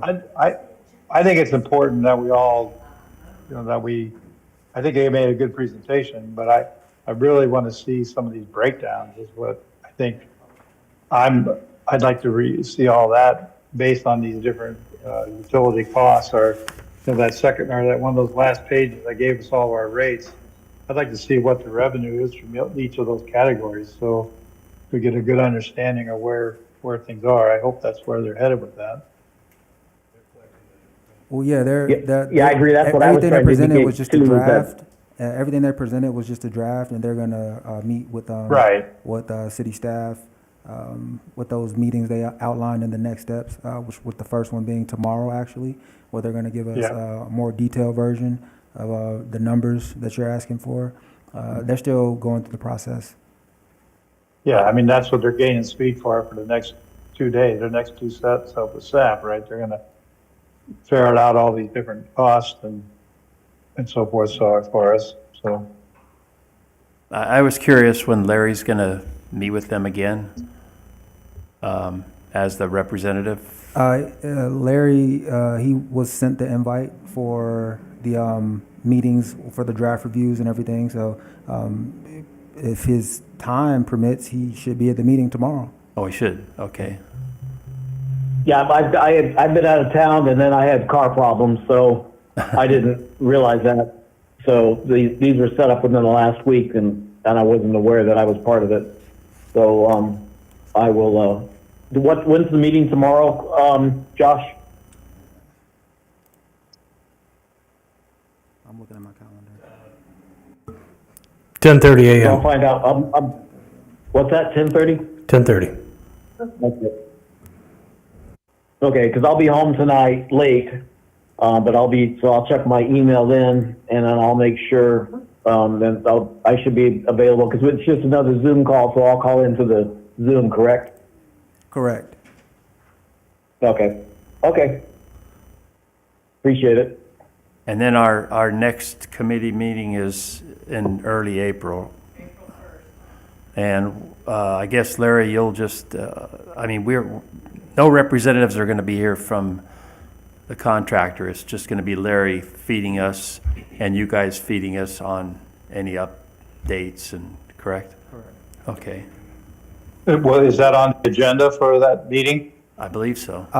Everything that was outlined at your previous meeting in January, that agenda was decided in that meeting. So whatever we decided on during that meeting will be on the April agenda. There was an Let me item look here. to discuss this, if I remember correctly.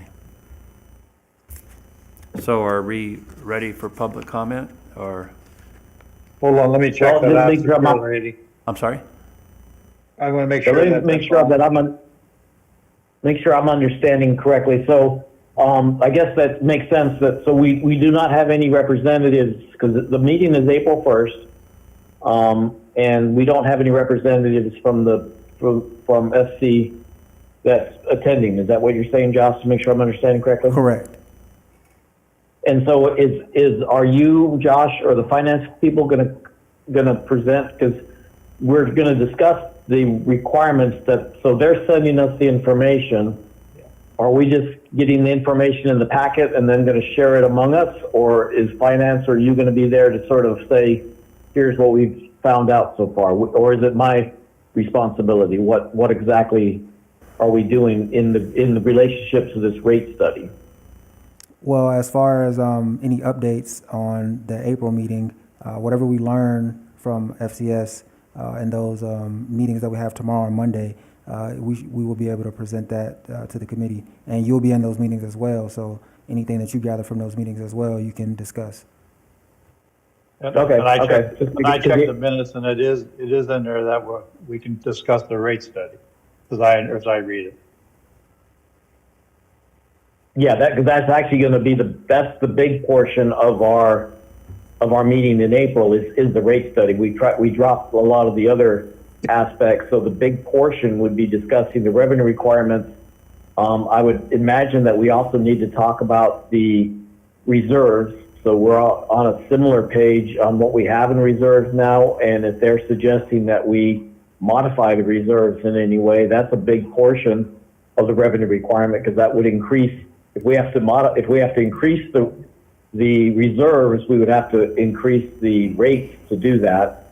So those are things that was briefly talked about today, but just I was trying to figure out where we're going to fit them in, and then these priorities and some of the stuff, whether we talk about that now or not. So maybe we'll figure out through some of these meetings how that works, and then we'll be able to go from there, I guess. Correct. So we'll just generally discuss the topic, and then you'll give us information that you have that's new from today, and then the city will give us information that's new from today, and we'll go from there at the meeting in April. And I still plan on having some one-on-ones. So if there is stuff in between, I can get you information. Okay. As long as it within our rights. So we're ready for public comment on the phone, or? Yeah, I guess if you guys don't have any more comments to what happened today, then we can go that. If anybody has some thoughts, I pushed for the meeting early in this one in March, earlier than others, because I just want to give everybody a chance to understand what a rate cross does, and I just want to reiterate that we've got several steps. So let me just take a little bit more time really quick. So we've got to look at the resolutions. If you guys can pull up the resolutions from because everybody has the resolutions, the current resolutions. Is that correct for the rates? I can send them to you if you don't have them. Are you talking about the Okay, but- schedule that's on the handout they gave about the meetings? He's talking about the utility resolutions, the current utility resolutions. That's what he's talking about. That was not in our packet. No, So there's- Oh, he's just asking genuinely, do you have them? Yeah, we'll send them out. We're talking about, I know one of the conversations was about whether the hotels and motels, apartments, and they do fall under the residential rates under an A and B, whether they're master metered or not. But then if they're master metered, they are divided individually of how many units there are. Yeah, And so I know the price is separated by that. So we'll supply those resolutions, so. yeah, we've seen those before. I don't remember specifically how it's set up, but I know we have looked at them before. Yeah. In the past. And they're going to be, FCS is going to be looking at all that, and that's something that will be brought back. Right, but if the committee can look at them separately before other meetings, then it would be helpful to understand. So because I guess I might have I know most of the aspect, maybe I misunderstood the hotel, because I thought, but it is a matter of whether it's 1 meter or several meters. I mean, if several units with only 1 meter, but, so we have to see how that all plays out. You're right, between residential A and residential B, and then maybe that's some of the confusion, exactly what falls into that and what's commercial. So we need to see what's in the resolution and then see if the resolution can be tweaked a little bit to make it clearer. So maybe that's where transparency can be done, is in the resolution. That's why I want the committee to look at it ahead of time, so we have, because it'll take too much time during the meeting to go through that in major detail. The more we can understand, the less time we'll have to take up at a meeting. All right, thank you. Move on to public comment? So now we're ready for public comment and the phone number? Okay, There we go for it. So anybody wants to call in, please call in.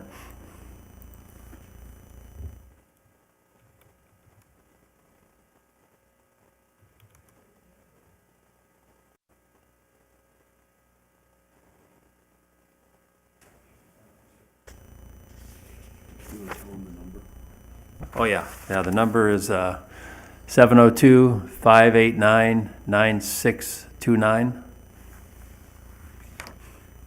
While we're waiting see if anybody calls in, correction on that, it does exclude hotels and motels on the residential. So they're under. I misspoke, yes. that They're would be probably under commercial. Correct, Yeah. yeah. But the other trailers and that's Those- probably under Those do fall under the residential. residential. Yep. Is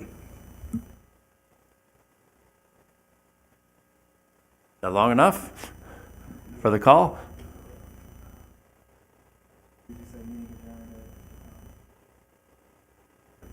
How 311, 312. Very good. Yeah, we're good with you. Okay. All right, guys. So we just adjourn the Well, meeting? thanks for everything. Thank you. Thanks. Meeting adjourned. Bye-bye. Bye.